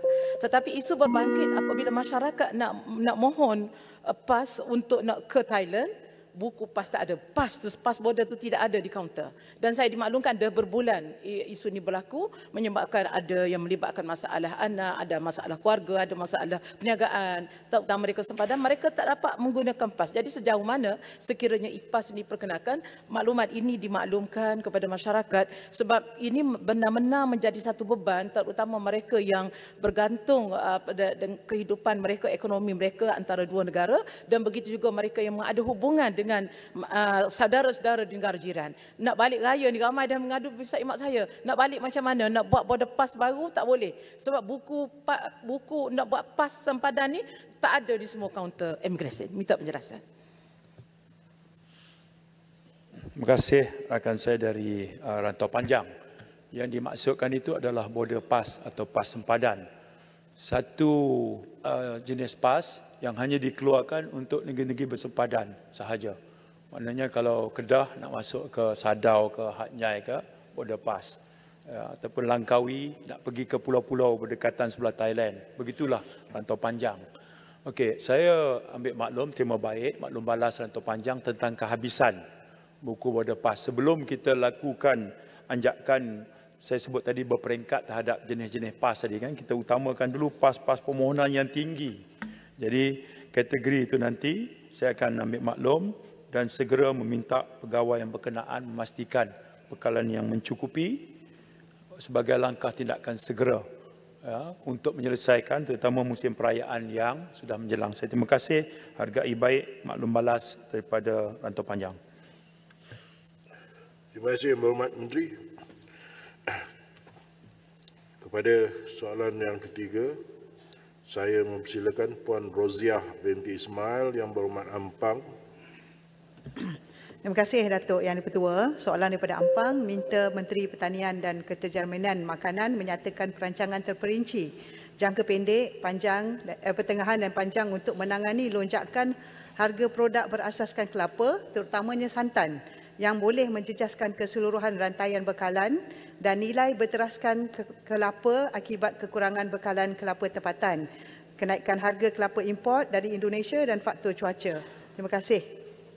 Minta Menteri Pertanian dan Keterjaminan Makanan untuk menjawab. Terima kasih. Nampaknya Yang Berhormat yang bertanya telah menjawab sebahagiannya. Kementerian Pertanian dan Keterjaminan Makanan sentiasa peka terhadap keperluan makanan negara, khususnya dalam memastikan pembangunan industri kelapa negara terus berkembang. Berdasarkan laporan Perangkaan Agro Makanan Malaysia 2023, tren pengeluaran kelapa di Malaysia menunjukkan peningkatan sejak 5 tahun kebelakangan ini. Pada 2019, pengeluaran kelapa negara adalah sebanyak 536 juta biji dan telah meningkat kepada 623 biji pada tahun 2023. Walau bagaimanapun jumlah ini masih belum mampu memenuhi keperluan negara, iaitu 1.3 bilion biji setahun atau 108 juta biji sebulan. Penggunaan per kapita kelapa juga meningkat daripada 22.7 kilogram per orang per tahun 2019 naik 2 kilo lagi iaitu 2023 menjadi 24.90 , menunjukkan permintaan yang semakin bertambah. Lonjakan harga produk berasaskan kelapa, terutamanya santan, ada disebabkan oleh beberapa faktor utama. Pertama, peningkatan harga kelapa di pasaran sejak November 2024.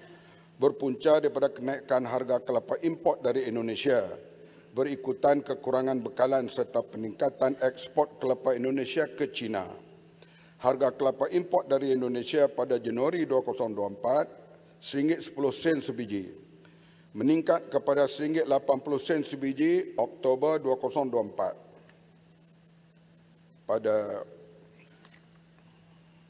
dan RM2.20 sebiji pada hari ini.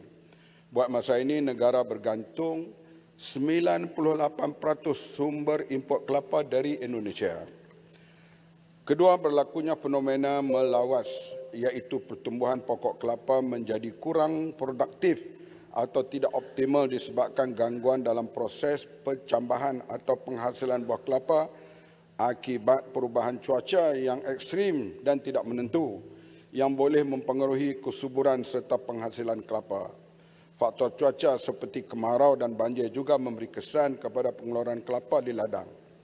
Ketiga, tren petani tempatan yang lebih cenderung menjual kelapa muda berbanding kelapa tua turut menyumbang kepada bekalan yang tidak mencukupi untuk memprosesan santan. Kebanyakan penanam kelapa di negara ini memilih untuk menjual kelapa muda kerana harga lebih tinggi dan tempoh tuaiannya lebih singkat. Dalam menangani isu lonjakan harga produk berasaskan kelapa terutama santan, KPM telah mengambil tindakan intervensi yang seimbang antara pengurusan bekalan, penyelidikan dan pembangunan serta sokongan kerajaan bagi jangka pendek, pertengahan dan jangka panjang. Tuan Speaker minta soalan ini masih panas sekarang ni, soal santan. Di bawah intervensi jangka pendek, PKPM melalui Pharma akan membawa masuk 640,000 biji kelapa tua setiap bulan daripada Indonesia, Sabah dan Sarawak bagi memastikan bekalan kelapa bagi kegunaan semenanjung terutama semasa musim perayaan mencukupi. Sehingga 4 Mac 2025, Pharma dan Pharma Corporation telah membawa masuk bekalan kelapa tua 734,096 biji dari negeri Sabah dan negara Indonesia dengan nilai belian 1.615 juta. Bekalan kelapa tua tersebut seterusnya diedar oleh 42 pusat operasi Pharma ke pasaran melalui 509 buah outlet pemasaran Pharma seperti Agro Bazar Kedai Rakyat, Agro Bazar Rakyat, Pasar Tani Kekal. Sebahagian bekalan turut diagihkan kepada 16 pemborong dan 202 orang usahawan santan di seluruh negara. Langkah ini akan membantu menstabilkan harga dan memastikan kelangsungan bekalan industri pemrosesan santan dan produk berasaskan kelapa. Di bawah intervensi jangka sederhana, KPKM melalui Jabatan Pertanian Malaysia melaksanakan pelbagai inisiatif bagi meningkatkan pengeluaran kelapa tempatan. Di bawah program pembangunan industri kelapa 2021-2025, dalam rancangan Malaysia ke-12, kerajaan telah menyediakan insentif kepada petani untuk meningkatkan pengeluaran kelapa melalui pertama, tanam semula, menggantikan pokok kelapa tua atau tidak produktif. Yang kedua, pemulihan pokok kelapa meningkatkan kecekapan dan produktiviti ladang sedia ada. Petani juga diberi bantuan dalam bentuk input pertanian seperti anak benih, baja, racun perosak serta infrastruktur asas ladang, termasuk penyediaan kawasan perparetan dan paletan kecil ladang. Di bawah intervensi jangka panjang, KPKM terus menggalakkan petani menanam varieti kelapa berhasil tinggi seperti kelapa matang, Malayan Red Dwarf, Malayan Yellow Dwarf dan kelapa pandan. Sejak 2021 hingga 2024, sebanyak 15 juta telah diperuntukkan untuk pembangunan industri kelapa, melibatkan 943 petani dengan kawasan penanaman baru seluas 1,870 hektar dan pemulihan kebun kelapa seluas 285 hektar. Sebanyak 1.2 juta anak benih kelapa berhasil tinggi telah dikeluarkan bagi menyokong projek membangunkan kelapa negara. Tambahan pula pada tahun 2024, Jabatan Pertanian telah menerima peruntukan RM3 juta melalui projek pengukuhan pengeluaran benih kelapa di bawah projek keterjaminan makanan. Projek ini telah menghasilkan sebanyak 524,606 anak benih kelapa melalui kerjasama dengan agensi kerajaan yang berkaitan, JLC dan juga pihak swasta. Dengan pelaksanaan langkah-langkah ini, KPKM percaya isu lonjakan harga produk berasaskan kelapa, terutamanya santan, dapat dikawal dan seterusnya diperbaiki dalam jangka panjang melalui peningkatan pengeluaran domestik. Terima kasih. Terima kasih Yang Berhormat Menteri. Berikut Yang Berhormat Ampang, soalan tambahan. Terima kasih Yang Berhormat Menteri. Saya dapati baguslah banyak perancangan-perancangan yang ada. Bukan saja di sudut insentif, kita tengok ada juga program menangani masalah-masalah 3 perkara yang Menteri sebut tadi. Tapi saya bimbang sebab kita lihat trend santan terutamanya dalam masa 3 bulan saja. Contoh, ya, hujung tahun lepas harganya lebih kurang 8 hingga RM12 sekilo untuk santan segar. Tapi sekarang RM15 hingga RM20 sekilo. Jadi ini akan menyebabkan perkara-perkara yang bersangkutan. Jadi soalan saya, kalau kita masih bergantung sebanyak 90.8% sebagaimana yang Menteri jawab daripada import, terutama daripada Indonesia, jadi saya dapati ianya akan tidak menjamin, ya, produk itu daripada pengeluaran sendiri. Jadi apakah sebenarnya kerajaan kerajaan Malaysia ada perancangan untuk mengutamakan penanaman secara besar-besaran ataupun berkelompok ataupun mengumpulkan pengembang kecil ataupun menggunakan tanah-tanah terbiar untuk kita kita jadikan dia sebagai pengumpulan di bawah satu agensi seperti Felda, Felkra dan Risda. Saya nampak ianya lebih mantap di mana kita dapat menjadikan satu agensi fokus untuk memastikan isu produk kelapa ini ataupun penanaman kelapa ini. Dan keduanya yang dipertua, saya dapati ada satu jenis kelapa yang sekarang ini kalau kita guna jenisnya seperti kelapa gadung, ya, yang mana jangka hayatnya dan kos penjagaannya lebih mudah. Apakah kerajaan ada cadangan untuk mengambil benih-benih kelapa ini juga sebagai kelapa gadung ini untuk dijadikan penanaman di Malaysia? Terima kasih. Kelapa gadung memang para petani penanam kelapa memohon, tapi ianya di peringkat mardi dan di peringkat membuat kajian dan akan dihebahkan kepada umum pada 2026. Itu benih yang baru. Memang keluasan penanaman kelapa pada 2023 79,412 hektar. Kebanyakannya pelaksanaan menanam kelapa di Malaysia adalah secara kebun kecil atau 93%, manakala selebihnya melibatkan secara estate.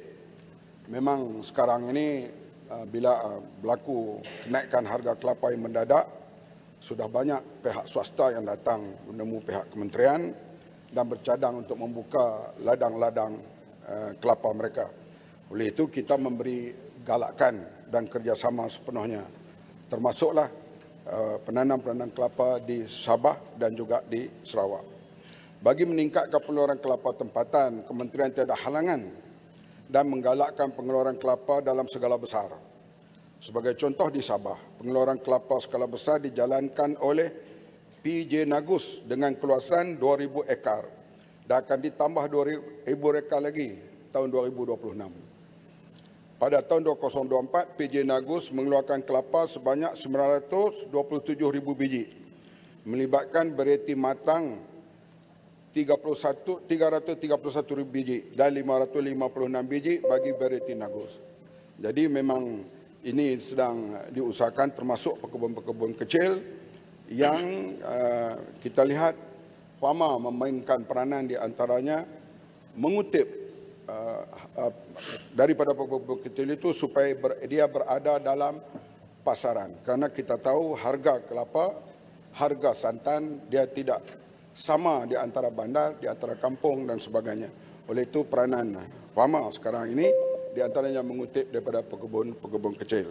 saranan daripada Yang Berhormat Ampang amat dialu-alukan, dan memang kita mahu Pelda dan juga syarikat-syarikat swasta terlibat dalam untuk mengembangkan penanaman kelapa, dan ianya menguntungkan sama ada jual kelapa muda atau kelapa tua.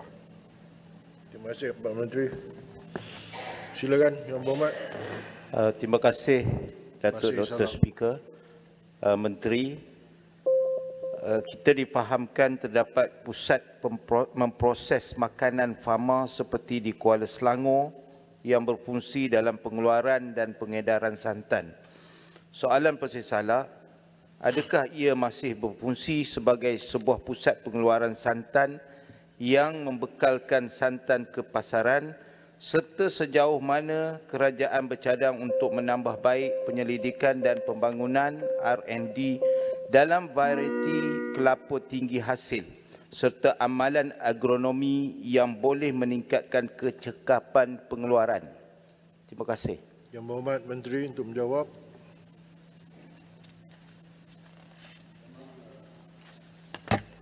Sama ada beroperasi sepenuhnya kilang santan itu, saya akan ceklah. Saya bagi jawapan sebentar lagi dengan bertulis atau berjumpa. Supaya saya cek betul-betul, nanti saya bagi angka-angka yang tidak kena, sebab soalan itu soalan spesifik. Pada hari ini kita pergi kepada soalan umum, soal kenaikan harga kelapa dan sebagainya. Memang sekarang ini kita sedang melaksanakan kajian regulatory impact assessment bagi cadangan penubuhan lembaga penelitian nenas, kelapa dan durian akan disatukan. Dengan adanya lembaga ini, kita harap dia dapat dirancang dengan lebih baik, terutama penanaman kelapa pada masa yang akan datang. Memang jauh sebab kita banyak import daripada Indonesia. Bila Indonesia hadapi masalah kenaikan harga, maka berlaku kenaikan harga santan di Malaysia. Oleh itu kita ada pula sekarang ini bila harga kelapa tinggi, ada pula di Pulau Pinang misalnya ada yang sawah padi mereka convert jadi tanaman kelapa. Kalau itu tak perlulah, sebab padi pun kita perlu untuk beras masih belum cukup. Carilah tanah-tanah baru, tanah-tanah di bawah kerajaan negeri untuk diusahakan tanaman kelapa. Pasarannya terjamin untuk beberapa tahun yang akan datang. Karena kita nilai import ni kita tahu bergantung kepada ihsan negara yang mengekspor itu. Kalau mereka boleh jual di negeri lain dengan harga yang lebih kompetitif, maka mereka kurangkan jualan mereka kepada kita. Tapi sekarang ini Indonesia tidak mengurangkan, cuma dinaikkan harga. Itu hak mereka. Karena kita tahu pasaran kelapa bergantung kepada apa-apa pun bergantung kepada permintaan dan penawaran. Terima kasih. Tambahan yang betul. Yang Berhormat duduk. Berikut, Yang Berhormat, sekarang tamatlah sesi untuk waktu pertanyaan-pertanyaan menteri pada hari ini. Pertanyaan bagi jawab lisan.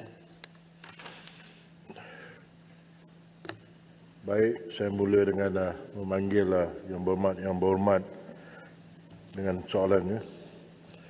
Pertama, saya mempersilakan Datuk Andi Muhammad Suryadi bin Bandi, Yang Berhormat Kalabakan. Terima kasih Datuk Yang Ketua. Belantara Kalabakan luas menghijau, tasik lenggung damai menyatu. Kenangan lalu terus mengimbau. Mohon jawapan nombor 1. Yang Berhormat Menteri Dalam Negeri untuk menjawab. Terima kasih Yang Berhormat Datuk Dr. Yang Ketua. Sahabat saya Kalabakan, CIC telah ditubuhkan pada 12 Februari 2002 dan lokasi pertama adalah di Kuala Lumpur. Pada mulanya ia dikenali sebagai Child Protection Unit CPU sebelum ditukar kepada Child Interview Center CIC. CIC merupakan sebuah pusat khas yang diwujudkan oleh Polis Diraja Malaysia untuk menjalankan temuduga terhadap kanak-kanak yang menjadi saksi atau mangsa jenayah, terutama dalam kes penderaan, eksploitasi seksual, keganasan rumah tangga serta kes-kes jenayah lain yang melibatkan kanak-kanak. Tujuan utama penubuhan CIC adalah untuk mengurangkan trauma yang dialami oleh kanak-kanak yang menjadi mangsa atau saksi kejadian jenayah ketika keterangan mereka diambil oleh pihak polis.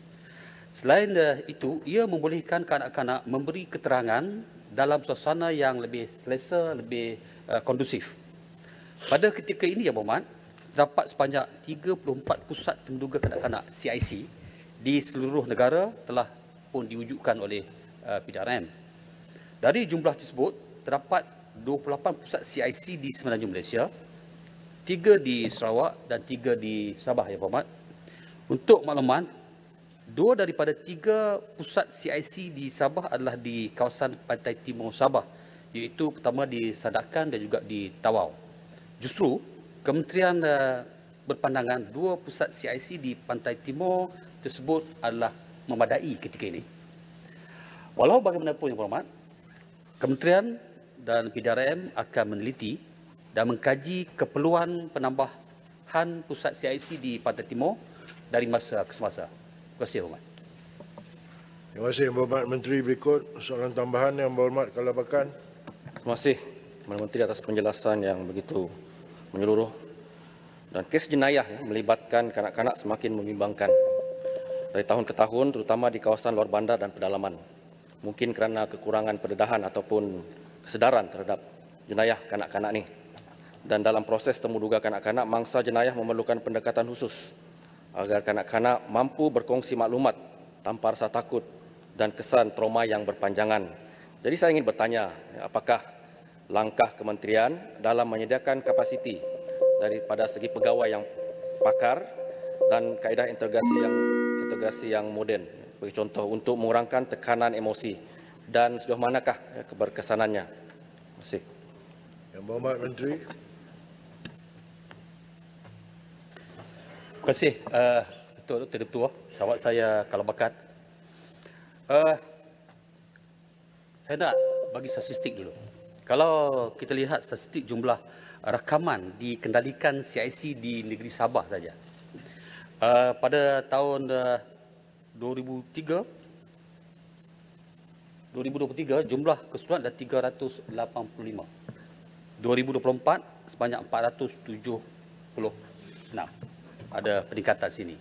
Dan KDN dan Kementerian Dalam Negeri serta PDRM mengambil pelbagai langkah strategik dalam usaha kita untuk meningkatkan kapasiti dan kepakaran pegawai kita di CIC dalam menjalankan temuduga kanak-kanak dengan menekankan pendekatan berasaskan trauma, teknik forensik moden dan kaedah interogasi yang mengurangkan tekanan emosi.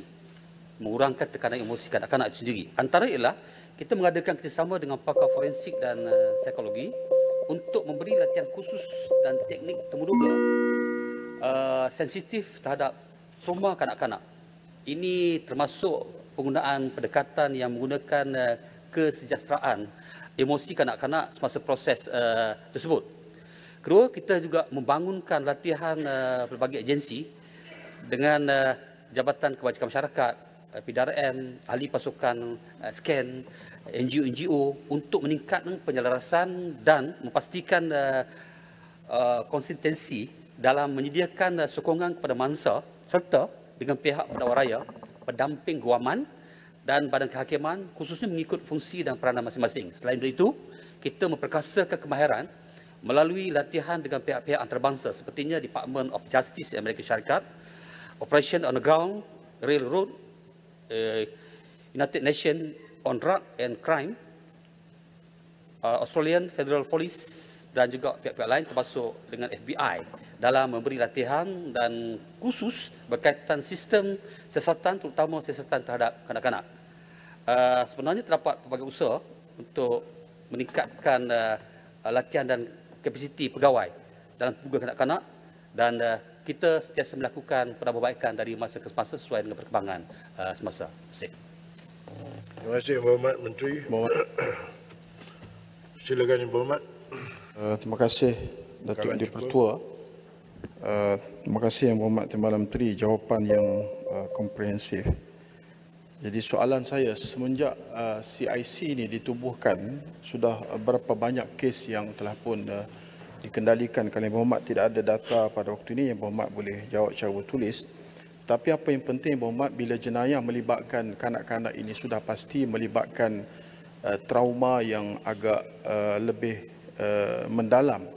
Jadi apa bentuk mitigasi khusus KDN dalam menangani isu trauma ini, dan adakah akan diperkenalkan alternatif lain kalau CIC ini agak kurang di beberapa tempat yang pendalaman untuk mengadakan alternatif temu bual secara dalam talian bagi menangani dan mempercepatkan kes-kes yang melibatkan jenayah kanak-kanak ini, Yang Berhormat. Terima kasih. Yang Berhormat Menteri. Terima kasih. Yang Berhormat, untuk Musi, kebetulan data ada di tangan saya. Tadi saya sebut berkaitan data di Sabah. Kalau kita lihat secara keseluruhan, tahun 2022, statistik jumlah rakaman yang dikendalikan oleh CIC di seluruh negara, Yang Berhormat. Perkara ini sebenarnya dalam pengetahuan Tok Speaker di bekas anggota polis yang berpengalaman. Tahun 2022 saja 2013 sekian rakaman. 2023 2483. Berlaku peningkatan lagi pada 2024 sebanyak 3333 dan jumlah keseluruhan selama 3 tahun ini ialah 6066 rakaman yang dibuat oleh pihak berkaitan. Sebenarnya CIC ini dan fungsi dia adalah pusat temuduga kanak-kanak. Itu pusat khas yang kita wujudkan untuk menjalankan temuduga terhadap kanak-kanak yang menjadi saksi atau mangsa jenayah sebagaimana yang saya sebutkan tadi.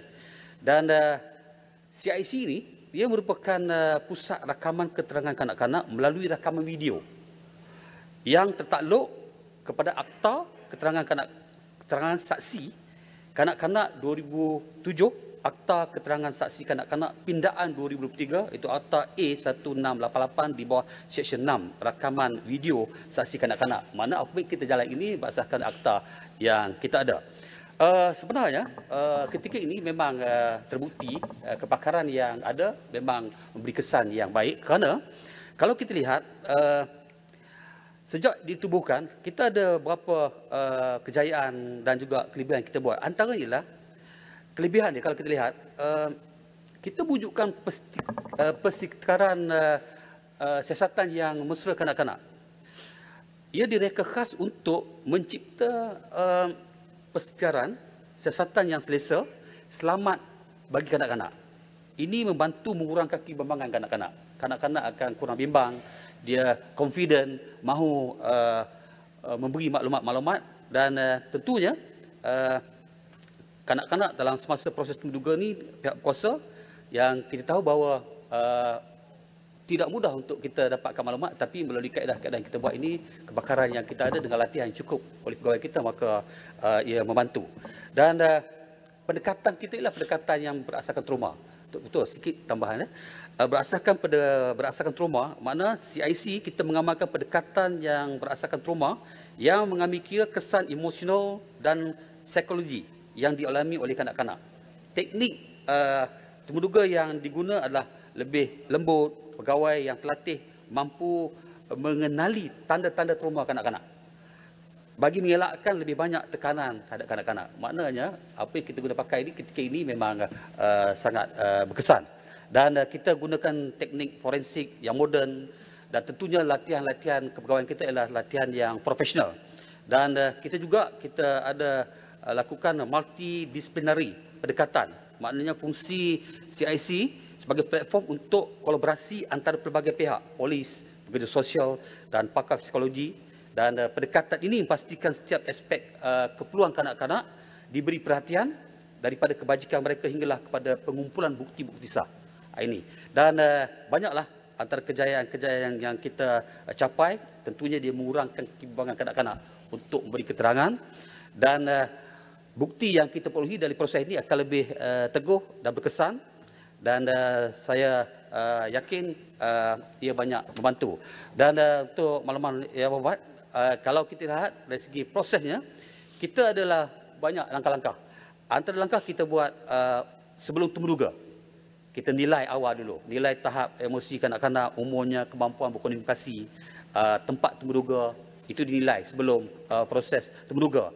Semasa temuduga juga kita ada proses dia. Temuduga hanya dilakukan oleh pegawai yang dilatih, misalnya pendekatan mesra kanak-kanak. Kemudian kita juga mikir selepas temuduga, apa proses-proses yang kita buat, termasuklah sokongan psikologi.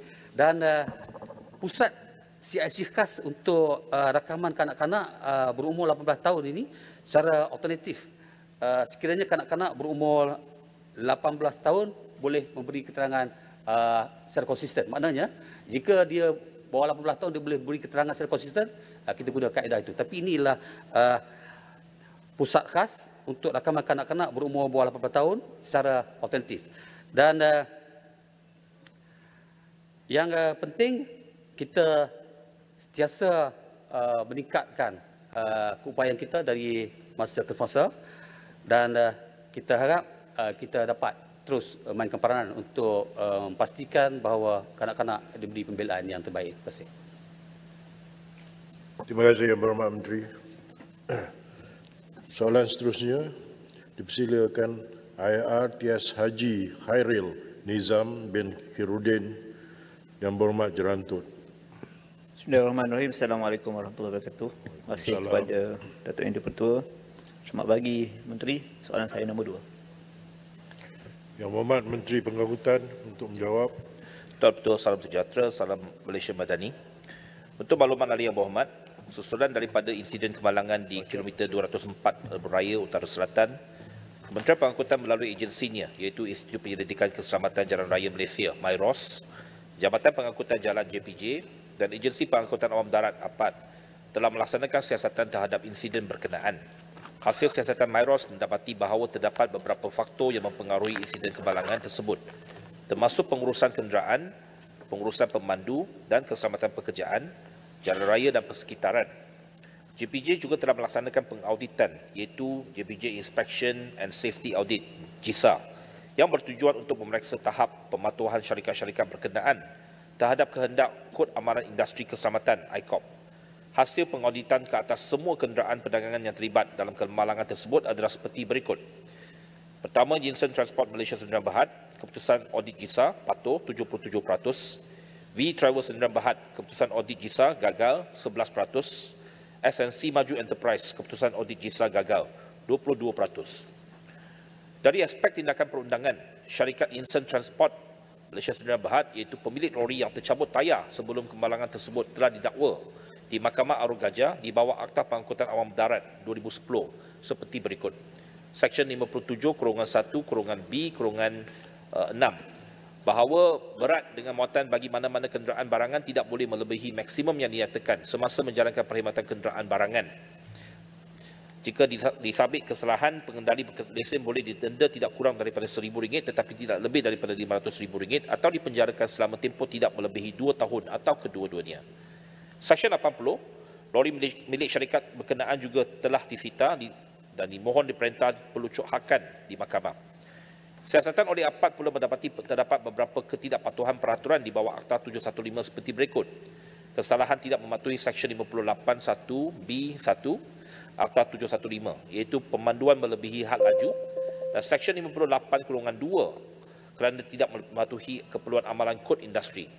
Kesalahan di bawah Seksyen 42(2) kerana tidak mematuhi keperluan amalan kod industri, dan Seksyen 42(1)(B)(1) iaitu rekod pemanduan melebihi had laju.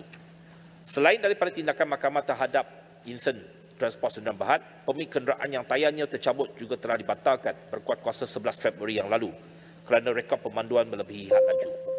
Sebagai tambahan, syarikat V-Travel telah digantung semua lesen kenderaan bermula 18 Februari sehingga 19 Mac kerana gagal mematuhi kehendak ICOP keselamatan. Manakala syarikat SNC Maju telah digantung lesen pengendali selama 30 hari kerana tidak gagal mematuhi ICOP, dan pemilik kenderaan dibatalkan kerana rekod pemanduan melebihi had laju. Perkara ini telah diputuskan dalam mesyuarat Jawatan Kuasa Pembatalan dan Penggantungan Lesen bertarikh 3 Mac yang lalu. Untuk makluman ahli yang berhormat, bagi membendung kejadian seperti ini, MOT telah menubuhkan sebuah pasukan petugas khas yang melibatkan pelbagai agensi serta kerjasama oleh badan penguasa yang lain seperti PDRM bagi melaksanakan langkah strategik untuk menangani isu keselamatan dan kemalangan melibatkan kenderaan berat. Tindakan utama yang telah dirangka melalui PPK ini adalah mempergiatkan aktiviti penguasaan secara bersepadu dan efektif termasuk pelaksanaan high speed wait in motion. Selain itu, penambahbaikan prosedur dan aspek teknikal pemeriksaan berkala Puspakom diberikan penekanan kepada komponen kritikal seperti sistem brek dan tayar serta pemantauan oleh bahagian kejuruteraan otomotif JPJ yang memberi khusus kepada cawangan utama pemeriksaan kenderaan yang tinggi. MOT juga akan melaksanakan penambahbaikan kod amalan industri keselamatan dengan memberi pentauliahan orang yang terlatih melalui khusus penyelaras keselamatan dan kesihatan pekerjaan. Pemantauan berkala terhadap pematuhan ICOP oleh syarikat pengendali kenderaan berat dan meningkatkan edukasi pengendali dalam penggunaan sistem penjejak sejagat dan kamera papan pemuka dalam membantu pemantauan kepada pematuhan ICOP secara lebih efektif dan holistik. Terima kasih. Terantut. Terima kasih kepada pihak Menteri. Tahniah kepada pihak kementerian kerana telah melakukan siasatan yang telus, terperinci dan tindakan punitif kepada syarikat lori terbabit. Cuma sebagai concern kita semua, audit menunjukkan kegagalan di peringkat syarikat lori tersebut. Jadi ini satu perkara yang saya nak tanya sikit kepada pihak kementerian. Melihat kepada peningkatan statistik kenderaan berat di waktu puncak di atas lebuh raya dan melihat kepada tindakan-tindakan yang akan dibuat oleh pihak kementerian kepada syarikat-syarikat lori yang lain, soalan saya, ada tak tindakan yang lebih bersifat dasar untuk memastikan ataupun undang-undang baru yang lebih ketat untuk memastikan perkara ini tidak berulang? Apatah lagi kita akan menyambut Aidilfitri sehari dua ini yang mungkin akan meningkatkan lagi jumlah kenderaan di atas lebuh raya.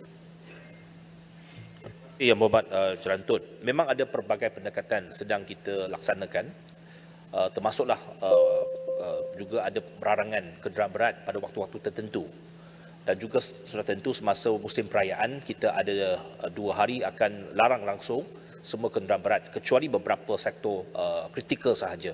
Itu dapat meringankan ataupun mengurangkan kenderaan berat di atas jalan raya semasa musim perayaan. Yang keduanya sudah tentu dari segi kajian semula undang-undang yang lebih berkesan itu sedang dilaksanakan, sedang kita lihat di dalam Kementerian Pengangkutan. Seperti yang pernah saya katakan, kita juga nak letakkan tanggungjawab itu bukan sahaja kepada syarikat pengangkutan, malah pemilik kargo juga perlu ada liability, ada tanggungjawab.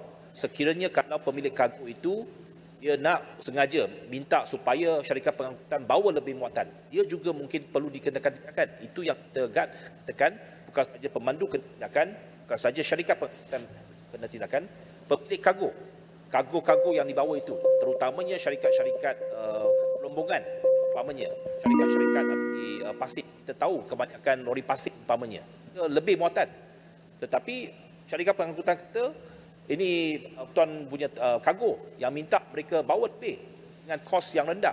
Jadi itu yang kita lihat dari segi undangan, dia perlu juga melibatkan kargo itu, perlu ada tanggungjawab juga. Selain itu, sudah tentunya kita juga ada dasar untuk cuba galakkan penggunaan rail daripada kenderaan berat ataupun lori di atas jalan raya. Apabila ICL siap nanti, sudah tentu kita akan membuatkan beberapa dasar, terutamanya ke pantai timur, yang sudah ada alternatif.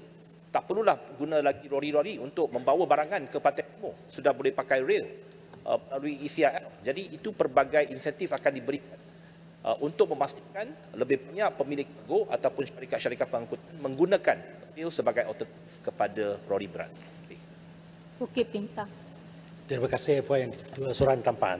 Saya ingin bertanya Yang Berhormat Menteri, adakah kerajaan bercadang menjalankan operasi khas memeriksa lori-lori yang bergerak di semua beberapa raya dan keseluruhan jalan raya juga demi keselamatan pengguna-pengguna lebuh raya serta mengambil tindakan tegas ke atas pengusaha-pengusaha lori-lori. Minta penjelasan. Terima kasih Yang Berhormat Bukit Bintang. Memang operasi khas diadakan dari masa ke semasa. Penguasaan itu memang berkala. Saya telah mengarahkan bahagian penguasaan JPJ supaya menjalankan penguasaan itu sepanjang masa. Bukan saja ada operasi-operasi khas, tetapi pada waktu-waktu biasa, pengarah penguasa diberikan mandat untuk melaksanakan apa sahaja yang perlu, dan mereka mendapat maklumat-maklumat dari masa ke semasa. Ada pengitipan dibuat di kawasan-kawasan yang hotspot dan sebagainya. Memang operasi dibuat dengan begitu ketat, sehingga memang ada juga yang mengeruh, yang mengadu. Sekarang ini penguasaan lebih, tetapi kita tak ada pilihan kecuali penguasaan yang lebih tegas. Memang ketidakpatuhan itu amat tinggi, dan bagi kita keselamatan orang ramai adalah prioriti. Dan memang saya memberikan sokongan penuh kepada JPJ untuk melaksanakan operasi mereka.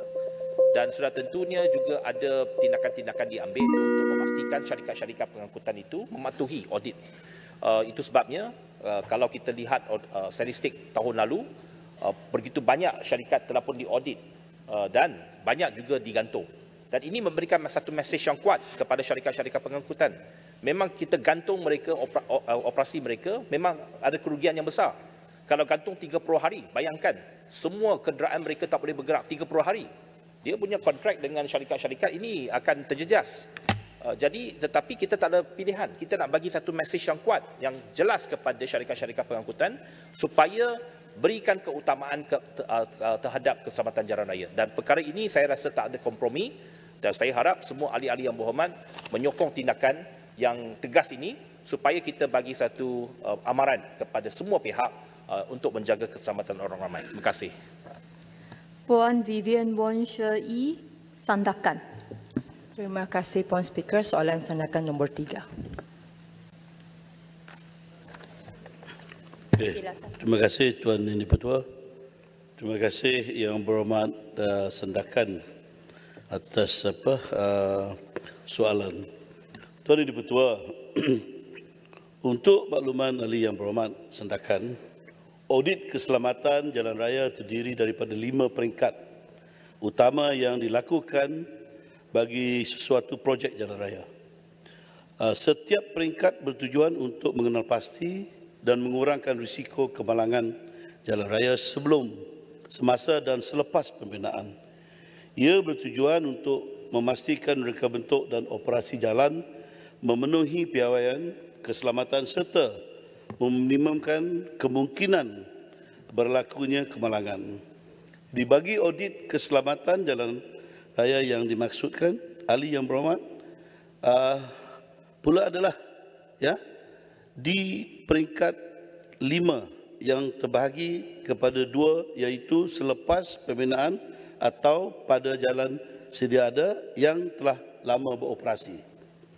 Jadi, audit keselamatan jalan raya ini dilaksanakan adalah untuk mengenal pasti risiko keselamatan dan yang ditemui dari masa ke semasa. Bagi lokasi yang dimaksudkan oleh ahli yang berhormat Sandakan, iaitu Jalan Kota Kinabalu, Sandakan, kawasan Batu Lima. Ini adalah di laluan persekutuan FT 022 yang berada di kawasan Selekoh. Berdasarkan semakan, pihak JKR Sabah telah membuat pembaikan lampu jalan di kawasan Selekoh ini pada tahun 2024 dan juga telah berhubung dengan Majlis Perbandaran Sandakan untuk isu dahan pokok yang menghalang pencahayaan dari lampu jalan. Dan seiring dengan itu, pihak JKR Sabah akan menambah fasiliti seperti papan tanda yang bersesuaian di kawasan Selekoh ini. Untuk makluman ahli yang berhormat juga, Kementerian Kerja Raya bersama-sama Jabatan Kerja Raya senantiasa komited dan dalam memastikan tahap keadaan jalan sentiasa berada dalam keadaan yang selamat dan selesa untuk pengguna jalan raya. Sekian, terima kasih. Sandakan. Terima kasih Datuk Seri Menteri. Untuk soalan tambahan saya adalah dari segi keselamatan jalan raya, selain daripada cuaca, keadaan jalan raya merupakan faktor utama. Ini termaksud jalan raya yang rata tanpa lubang, garisan jalan yang jelas dan juga lampu jalan yang terang serta berfungsi. Jadi soalan saya adalah apakah jadual penyelenggaraan untuk lampu jalan di sepanjang Jalan Persekutuan 22 dan berapa banyakkah peruntukan setiap tahun? Jika berlaku kerosakan, adakah terdapat bajet sedia ada atau perlu memohon dana tambahan? Dan berapakah jumlah kos yang telah dibelanjakan pada tahun lepas untuk kerja penyelenggaraan kenderaan jalan raya bersamaan dengan semua lampu jalan raya. Terima kasih.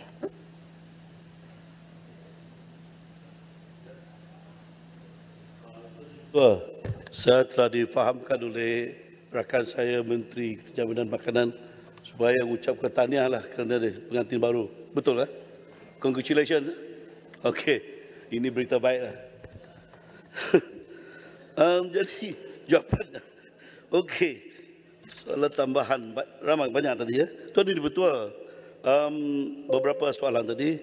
Bagi jadual penyelenggaraan lampu jalan ya, di sepanjang jalan Persatuan 022 ini hanya dapat dilaksanakan 1 ke 2 bulan sekali, atau memandangkan kekurangan tenaga kerja atau staf di JKR daerah. Kerja-kerja elektrik ini hanya dapat dilaksanakan